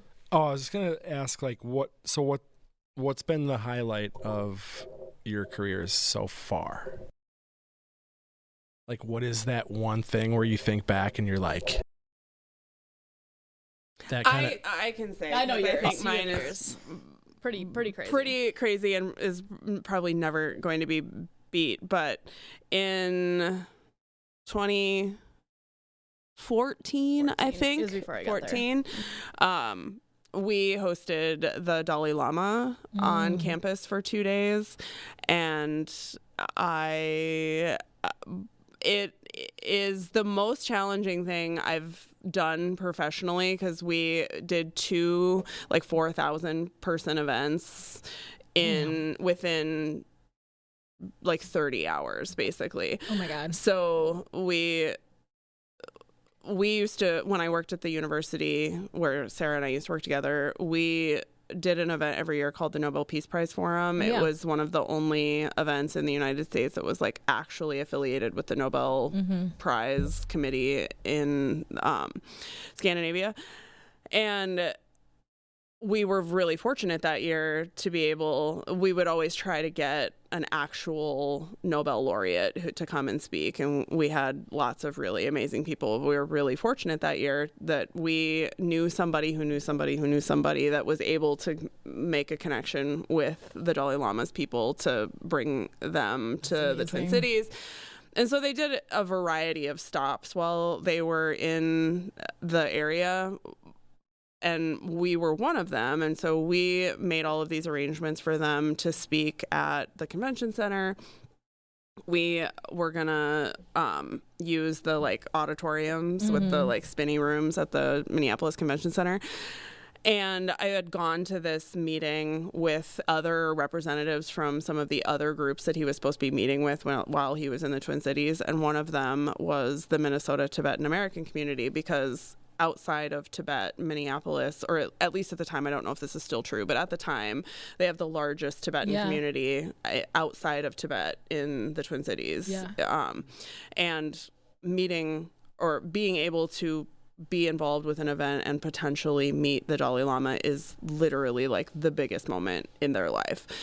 And so the Minnesota Tibetan American community was one of the groups that he was going to be meeting with while he was in the Twin Cities area. And when I went to this meeting, the planning committee from that group was really struggling to find a venue, and they needed a lot of space, and they needed a lot of, I'll say, leeway in what they were able to do in the space, because they needed the ability to do a lot of really specific things that were very specific to their culture and kind of what was traditional for an event with the Dalai Lama. And they had not been able to find anything that they could afford. And I asked them at the time, like, have you looked at universities? And I was like, you haven't talked to me. And so long story short, fast forward, we end up doing the convention center event on a Friday, and that got done, I want to say at like 7 or 8 o'clock at night on Friday. And then we immediately went to campus and started loading in for an event that started basically like the next morning on campus. And when I tell you that, like, they transformed our gymnasium into a replica of a Tibetan monastery, like, I'm not over exaggerating. Like, they brought in thrones, and they set up this like very extensive stage and this umbrella that went over the space where he would be seated. And like, we had to rig a bunch of stuff from the ceiling. There was a lot of language barrier. Like, there were 50 members of their local community that were on the planning committee that, again, like, this is the biggest moment of their life. Right. Like, there is nothing bigger for them than being able to have this moment. So this was a big freaking deal. And they did not take it lightly. And I mean, we had monks chanting monks. We had monks that were literally sitting in the hallway carving butter sculptures, like sculptures out of butter, like straight up butter. That's amazing. And creating these like gifts that they were going to offer, like bowls of things, like these, like, I can't even remember what they're called. I wish I could remember, but it was intense. And I was awake for 46 hours straight because, like, we left the convention center. I had to go load in. I was like falling asleep in the chair in the back room at the gymnasium space where we were by the time all was said and done, because like I had no idea like what was happening anymore. He was delightful. Yeah. Like the sweetest man. It was so adorable. But I'm not sure I'll ever do anything. Yeah. Like, I remember walking into the back of the space for the event that we did on campus, and it was like a traditional Tibetan service. So there was chanting and music and kids dancing, and like, it's very traditional in their culture to get like blessed by the Dalai Lama, and they were like bringing people on stage and having them blessed, and like, this is like the moment. And I was like bawling in the back of the room. I was like exhausted and tired, but also like, I will never do anything like this again. Like, ever. I will never do anything like this again. And then they had me and a couple of my colleagues come up on stage, and like, I could not pull it together. I was like a lunatic, just like sobbing uncontrollably on stage. I was like, what is wrong with me? But all the places you'll cry. Yeah, like publicly on stage in front of 4,000 people. But I'll never do anything cooler than that. That's I don't think. I love that. This episode is sponsored by IMAV, an innovative and leading audiovisual company based in the Twin Cities. If you're looking to elevate your next event, all you have to do is reach out to the team at IMAV. They'll put together a package that not only fits your budget, but takes your event to the next level. IMAV strives to not only be a resource, but an asset to the success of your event. Whether you need video, audio, or lighting, the professionals at IMAV can execute and run your meeting or event flawlessly. Their team is a dream to work with and always deliver a final product that leaves guests blown away. Find them online at imav.pro. Use promo code EVENTLIFE when you contact them to receive 30% off all equipment rentals for your first event. Again, go to imav.pro to lock in the best audiovisual vendor for your next event. That's amazing. Yeah, I can't beat that. But, you know, I'm like sitting here thinking about it, and there has just been like a series of events throughout my career that have been extremely important to me because they've been my first events. Yep. So I learned so much at Augsburg because Jodi trusted me and gave me the opportunity. So that means I did my first gala, and like you said, I was like, I don't know what the hell I'm doing. And she's like, you can do it. I'm like, okay. Sure. Right? You know, but it's like being so scared out of your mind to do like these new events, like doing a groundbreaking, doing a building opening, like doing all these different things that I've never, I had no idea, starting from scratch and trying to figure it out. Right. Right. So for me, there's a series of them that I experienced at Augsburg that are really special to me for different reasons. I love that. So, yeah. Where'd you learn like the mentoring thing? Did you have somebody in that, like, I know you said earlier, kind of, is that really the pinnacle of that, or? No, I mean, I think that I've been fortunate to have really good mentors over the course of my life. I think I've had a lot of adults when I was a kid that sort of took me under their wing and helped me sort of find my footing and give me direction. I had great college mentors, like people that, I don't know, saw something in me that said, I think that you can, sometimes I think you can do more than you're giving yourself credit for being able to do. And I'm going to like reflect back to you what I see you capable of doing, which I think sometimes people need to hear. I think David Merrill did that for me. I think I've learned over the years that sometimes, like, you don't have to be the person who knows everything. Sometimes it really is about taking time and sitting or believing in somebody, or like, I know you don't know how to do this. I didn't either the first time. I think you can. I'm here if you need to ask questions. I'm here if you feel like this is going off the rails, but I'm not going to like get in the weeds unless you think that I need to, because I think that's the best way for you to learn. I learned a lot that way, and I think that there's a lot of good that comes out of that. I've hated the moments in my life where people have like given me something but not really given it to me, and then they're like right in the mix with you, and you're like, why did you give this to me if you were could just gonna do it yourself? I get very frustrated in that way, so I think I try really, really, really hard to not be that person. And I think that I had very good experiences early on. I think I was set up, I was in a position at Augsburg where mentoring was sort of just part of the thing that you did there. You were working with very young event professionals that were early in their career. You were working with students. I think it just became part of what I was asked to do and got good at nurturing. And now I love it. Like, it's my favorite thing. I don't know how to like turn that off now. Yeah. Me too. I mean, especially with the students, that is the number one thing I miss, like leaving Augsburg. I mean, like I said, I still, they'll invite me to their weddings or concerts, or like, I still talk to some of them, and those relationships, and hey, I remember teaching them how to write an email, or like all of those basic things. Like, I remember being like, oh, how do you do this? How do I work my Outlook calendar? Right. And so it's so powerful because you remember yourself being there, and then being able to like pay it forward. And like, I always have to talk about, I had this one student that didn't know what starch was, and he brought a shirt in and he needed it like ironed. Yeah. And so I showed him how to, which I'm not a great ironer, but hey, like showed him how to use the starch and how to I might need you to show me how to use starch. I don't buy 'cause, materials like, that need to be do starched. that. Well, I don't do that. I mean, now they have like this was a while ago. Now Yeah, they have yeah. it where it's like you don't need that. You can buy the ones you just throw in the dryer and they're just like, Right. pretty, right? Right. But By the spray that gets the wrinkles out. yes, yeah.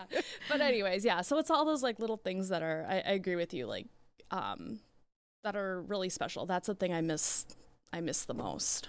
Yeah, and you see that like moment where they start to trust you enough to be able to come to you with questions, and like that is so, I don't know if gratifying is, I don't think that's the right word, but like it means a lot to me, or where the moment where they're like, I need to write this email because I'm sending it to this thing that's really important and I don't feel very comfortable with the language that I've used. Will you help me edit it? And you're like, Let me help you, and please. you're like, let me help you. Yeah. And the fact that they trust you enough, I think, is really important to me because it says a lot about the kind of relationship that you've been able to kind of forge with them.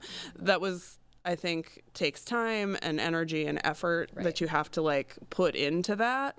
Well, and it goes back and forth. I think Yeah. that's just Yeah. at first, right? Like so example, right? Like Jodi believing me that I can, you know, go do this event. Like that's the first thing, right? Like making me know like how it feels to be uncomfortable and that it's okay to be uncomfortable and not know all the answers. That was a huge learning lesson for me because I'm type A and I want to know exactly the plan from A to Z, which is crazy for an She event still planner. does. Yeah, I try. I Good mean, luck. like- Good luck with that. Yeah, yeah. How's that working out for you? It's better, okay? Believe it or not, it's better than I was what like, it I know was. A and Z. The in between, we're gonna figure it out. And I'm like, we need to know exactly. Yeah. But you know what I mean? Like someone being able to tell you, like, yeah, you don't have to know that. I remember being like, really? Okay. You know, but you feeling comfortable with being uncomfortable and someone telling you that has already done it, you're like, oh, okay. And then you're right. Then you start to trust. And then all of a sudden you whip out a list of 100 questions and you're like, great, now you can help me with this. Often I do that to her. So, but I think you both have like mentored a lot of people in the industry. Like I've seen a lot of people come through like sort of Augsburg and all the different places and through ILEA as well. Like I know that I've talked to both of you about things with ILEA and been like, I need help with that, you know, whatever it is. So you both have had like a long lasting effect on the industry with that. So I hope so. I think it's fun to look back at even just the amount of like Augsburg did not have an events program. They don't teach classes in it. I mean, I did some independent study classes with students, but there's like no formal way to get an events education there. But like there's a pretty extensive list of people that are working in pretty professional jobs and that are doing really good things that have some strange tangential relationship to Augsburg. And like, I love that. Like we actually helped people find direction. Someone did that for me early in my career. Lots of someone's did that for me. Like I mentioned David, but like lots of people in the Twin Cities did that to me when I first was trying to find my way. Like I've said all the time, like I found my people, right? Like I found my people. And I did that at ILEA. I think Augsburg was that for me too. Like I found a place that I felt like I could make a difference, that I was impactful, that I stayed there a really long time because I did feel like what I was doing actually mattered a lot in the lives of young people, and I was doing events that meant something to them, and I was also being able to help them develop and grow, and like I love that. That's amazing. that's awesome. Love that. You want to do a little rapid thing? Yeah. Well, I want to ask first. Okay. Yeah, go ahead. Yeah. So I decided I'm going to call it this just like 2 minutes ago. Want to know your best like event day hack and snacks? oh, wow. Yeah. Like My best event day hack. Oh, it's gonna be a boring answer. That's but all right. I like, love these. like my event bag saves my life. Like legitimately. Like I'm crazy about my event bag. Like What's in it? everything you could possibly need. It has Right? Yes, until Bobby you get pins. it. It's expensive. It is a requirement on site. I mean, that's like a boring hack, but like that thing has saved me more miles and more like oh shit moments because it has cable ties and scissors and a wine cork and like wine pull. key. Yeah. Like everything paper clips and binder clips and markers of every color, shape, and Tape, size that all you could kinds need. of- Tape, yeah. gaffer's tape, my cell phone, my walkie-talkie, my ClearComm is attached to it. Like It's true. I don't go anywhere without that thing on event days. Like it is a requirement. Absolutely. No, I have one too. I was gonna ask. I was like, Jodi what's yours? Jodi taught me, so yeah, of course I have one. Yeah, no, all of that. But In fact, at one of our last events, she forgot it at home. She called her parents. Yes. They drove it all the way to the hotel for her. Turns out it was the wrong one. my husband gave him the wrong bag. Oh, I was like, that is not the one. And then I just felt like frazzled the whole time. You're like, I feel a little naked now. I did. So Yeah. she went and bought a bag, and like I was used like, her. I need a new event bag. I'll go buy mine. You can borrow it for right now. But it's still, it's not the same. Like, you just feel like I was just like flustered, Lost. right? Like, so now I'm like, I feel naked without it. Oh, like yeah. it is It a was bad. requirement. I got through it. It was okay, but still. For me, one of the first things I learned, I really like shoes, and so I'd wear pretty shoes to events. That was really dumb. You learned that lesson the hard way with a little. Yes, like lots of blood. Yeah, Yes, little where you're pulling off fasciitis. your sock and Yeah. it's like stuck from the blood. Yep. So I learned really early on to get some really comfy shoes, even if they're ugly. Bring the nice ones for if there's like a ceremony component and you're gonna like use them during that time, but otherwise like suck it up, buttercup, and get some ugly shoes. It's not worth it. It's not worth it. Thank God now they made cute tennis shoes and it's socially acceptable to wear like tennis shoes and a suit because they can like make that work. Yeah. You couldn't do that 20 years ago No. for sure. And No. I definitely abused the shit out of my feet back then. my so. feet. Yeah. So that's my big thing. What's your like go-to snack on an event day? Oh, mine are beverages. I was gonna say iced tea. I'll have like 6 of them lined up. Yeah. Like individual bottles of black iced tea, no sweetener. On top of that, then I usually She brings it with her if they don't have it. Oh yeah, like absolutely. Like Yeah. that's my first thing. When we land somewhere, like if we're in a different city, I'm like scouting where my iced tea is coming from. We got to get that fixed. Where's my Starbucks? And then where is the store that's going to sell my specific iced tea that I like? And then every morning, sometimes I'll get 2 Starbuckses, but like, my beverages it's my key. But then I always have like almonds or like granola bars because I just forget to eat, which I love all the meals and all the snacks, right? She's not lying. She's not lying. It's like 11 o'clock and I'm ready for lunch. And if I don't have it, it's a bad day. You have to ask if you're like, can I schedule over your lunch? She does. She has to ask me because Is it I'm okay? like, She's like, can I eat lunch then before and after? I do. I Yeah. have a snack. I make sure I have Yes. a snack. And then, So I'm a big snack person. But anytime there's sweets, like that is like, I always find them on the buffets. I find them anywhere. Right. And people like bring them to me. Like it's fantastic. Like so. the CEO or the president's admin knows she likes cookies so much that like when cookies get delivered, she brings the tray to Sarah before they even get set out, so she gets to pick which one she wants. She loves me. It's pretty awesome. amazing. That's great. So We're opposite. I'm just laughing about the snacks. Like, we're You're like, I opposite. already know what it's And going to I be. was like, it's gonna be something like well, what would you say mine were? I as a joke I would say something pickled, but that's not true. Oh, no. No, you like those Generally, but not on event you like days. those like crackers. You bring them with on the trip, like those chip cracker Cheese it. things. Not as good. No, I'm cheeses are kidding. disgusting. No, I have strong feelings about cheeses. Alex is. They're gross. oh, there's going to be some I like fighting them, don't after. worry. Cheez-Its have no taste. They have no taste. They have no taste. I think they're disgusting. I'm with you. They do. They have so much flavor. The white cheddar See? Cheez-It grooves are the That's what only I'm talking about. socially It's a Cheez-It, acceptable though. option. It's a Cheez-It. Are they better cheddars or Cheez-Its? Remember those? White cheddar grooves are the only Grooves. acceptable I option. don't know what that is. That's what I was talking It's a about. No chip. clue. It's I a have chip. strong feelings about my snack foods. So I am well known amongst my group of friends as the person who brings like an entire suitcase of food with me everywhere I go because I really like to have snacks and I really like to have options. And so when I'm traveling for events, I never leave home without protein bars because sometimes I will have drank 3 giant coffees before I have time to eat breakfast. Yes. And I need a protein bar that I can eat so that my stomach does not just like eat itself. Right. I bring like 19 bags of candy with me because if you know me at all, Gummies. I eat gummy candy like a food group, and I bring them with me everywhere. They're in my car. They're probably in my purse right now. If you looked, I don't go anywhere without them. I take advantage of that. That's helpful to me. And then I usually I try to have like a healthy-ish snack, Sure. like almonds, cashews, something that I can like munch on. But I'm not a big snacker. Like while I'm working, I actually kind of like forget to eat when I'm working.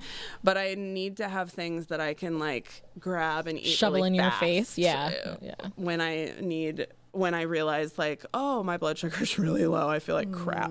Well, I think that's what's helpful too is like when you are working with a team, which that's another thing I think we both enjoy is like working with a team because usually whoever's not the primary planner is like, did you eat? Yeah. Did you eat? Because the primary planner is just like, When we're like, I don't know, I feel like shit. And you're like, have you had 17 coffees and no food today? Or water. Or Like, water? yes, Yeah. So Yeah. having someone I be guess like, that have could you be drank it. any water today? Speaking of, yeah. No. you're right.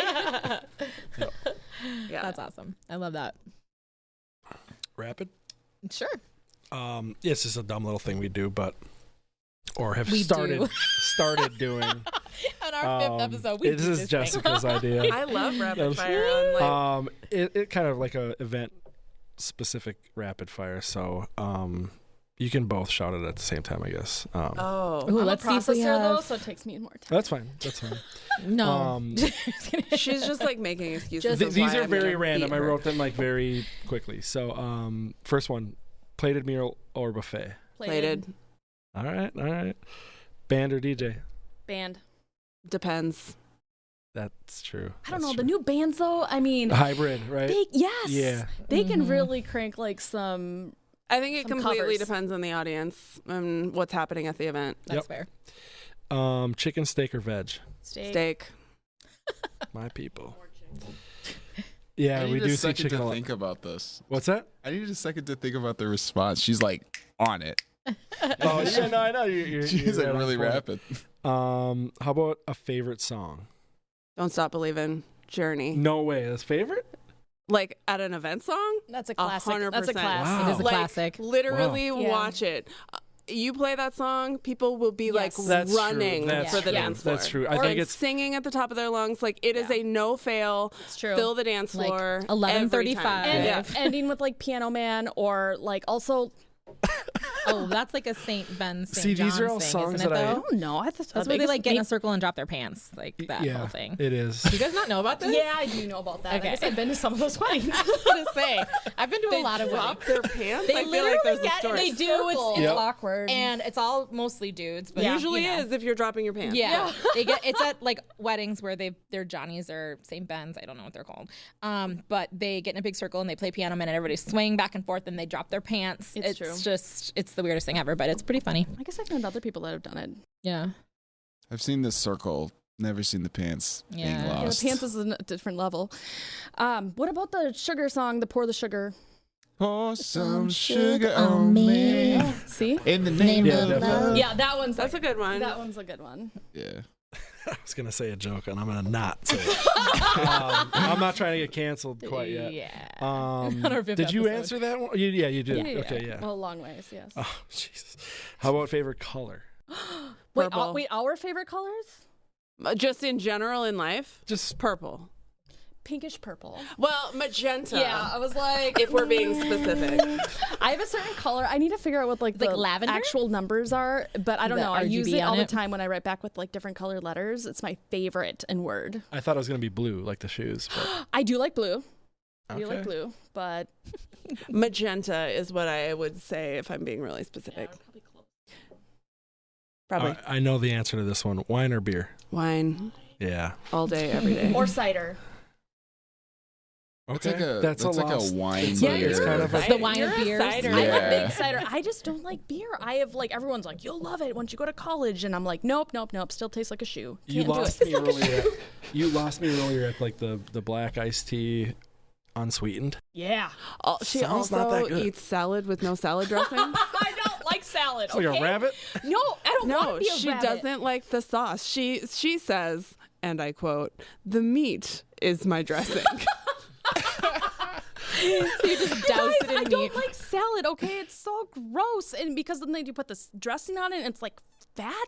Like I'm eating fat on it, so I don't want that. I'm Also fine doesn't like frosting.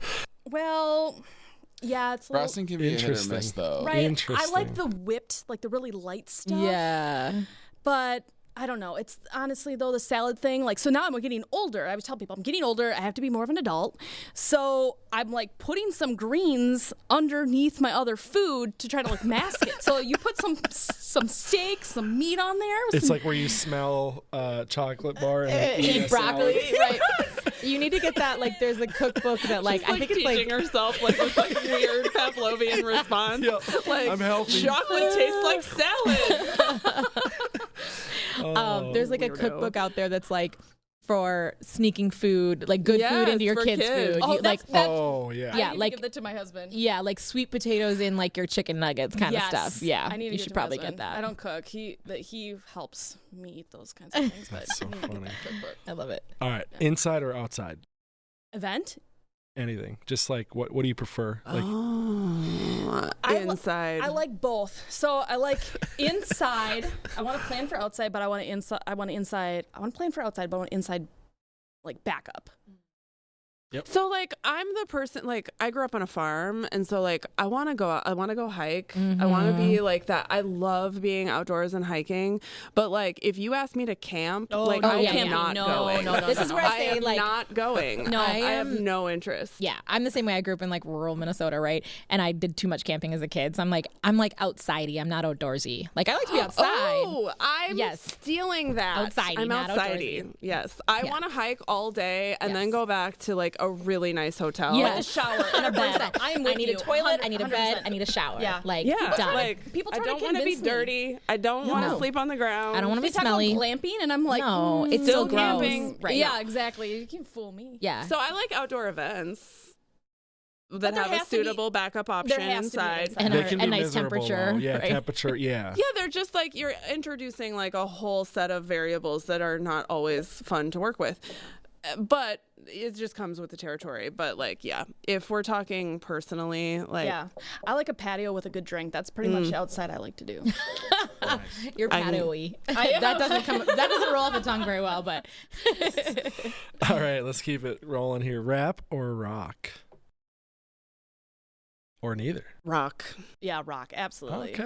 I mean, I like a few songs of rap, but that is it. I like rap when I'm running. Like my running playlist has some good rap in it, but that's about it.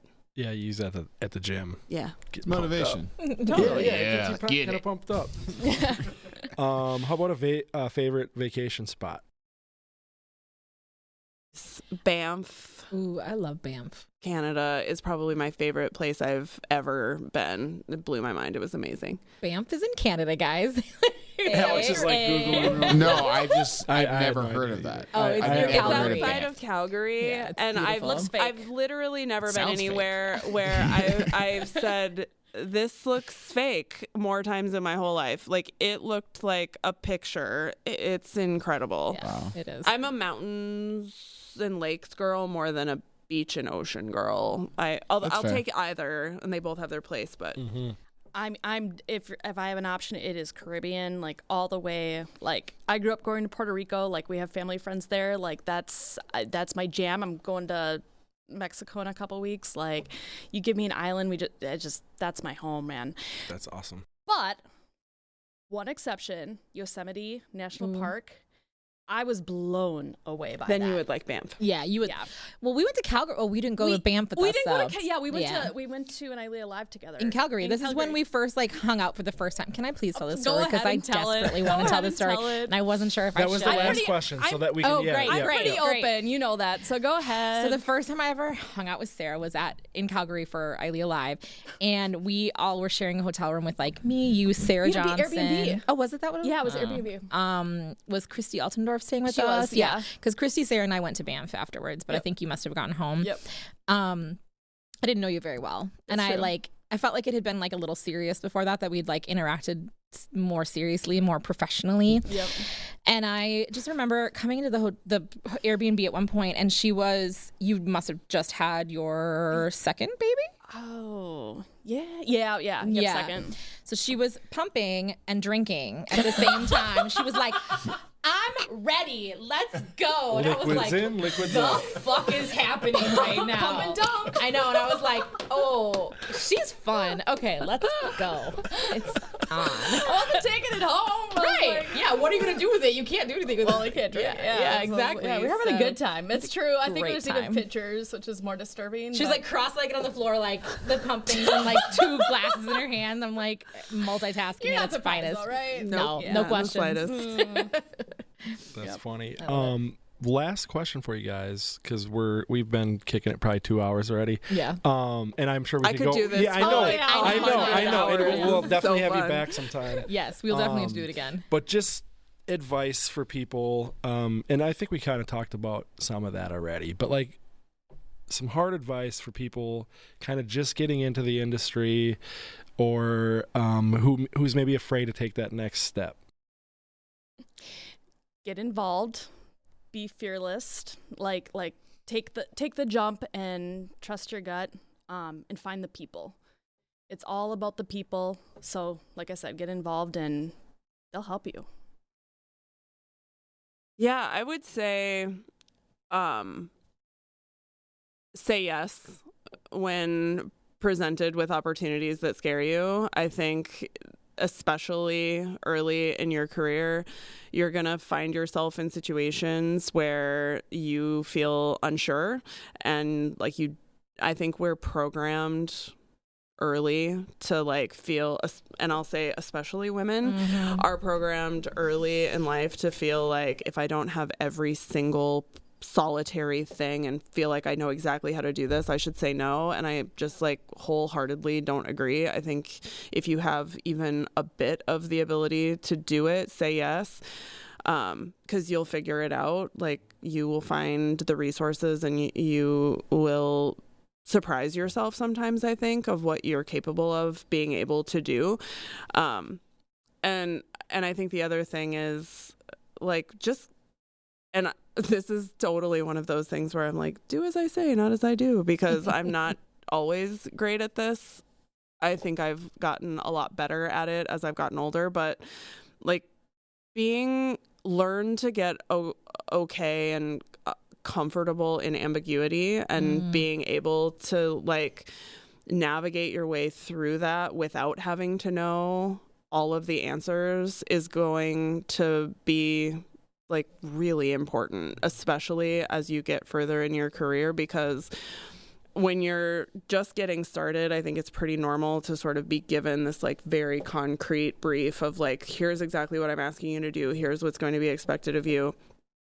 And it can be very challenging to not be like, tell me A, B, C, D, E, X, like give me A to Z. I need to know exactly all of the answers. And like sometimes when you're younger, like you're fortunate you have somebody that will give that to you. But as you get further and further on, you're going to get less and less of that. And you're going to find yourselves in situations where you do have to kind of like trust your instincts, feel your way through some things. And having the confidence in yourself to be able to say, like, I might not have done this exact thing before, but I've been in like these other 5 situations that I can kind of pull from and learn from. That will take you a long ways. Like, and then like you'll learn as part of that process to just be like, I don't know the answer to this. And who do I know that might know the answer to this that I can ask? Because it can be really scary and intimidating and full of anxiety to ask those questions. But honestly, like, I have more respect for somebody when they come to me and are like, I want to do this well, but I don't know what I'm doing and I need some advice. Like, 9 times out of 10, people are going to be super open and willing to have that conversation with you. You just have to be like big enough to be able to own up to the fact that, like, I don't know all the answers, and that can be scary and feel like you're failing. And most of the time it means that you're aware and capable of taking some advice and direction, and that actually is like really powerful in the long run. So I'd say especially in the events community too, like, everyone wants to help each other, and you see it time and time again. And so don't be afraid, and just make those really cool business cards and go meet some people. and frankly, like, if you get to the point where you're like, I know everything, like, no one wants to work with you. Right. Like, nobody wants to work with that person. And you like, don't. Yeah. There are gray areas all over the place. like, and things are changing, just like we were talking about. The technology is changing, the scene is changing, like, so many different things. Even just like working with different generations, like, you don't know everything. Yeah. Yep. So Yep. I think that's Changing great. the game. Well, thank you guys so much for coming This was on. awesome. It was Thanks awesome. for It was a having pleasure. us. Yep. This was super fun. We'll do it again sometime. Yeah. Where's your thing? Yeah. Thank you for at the watching the beginning. podcast. They'll be like stay music updated there. on our latest episodes. That was It's so the fun. line of That was ideas really of good. topics. Thanks Guys, for there's having guests us. you'd like us to This is interview. why we can't, Drop us a like, comment. The and we'll first see one you when I was next like, time.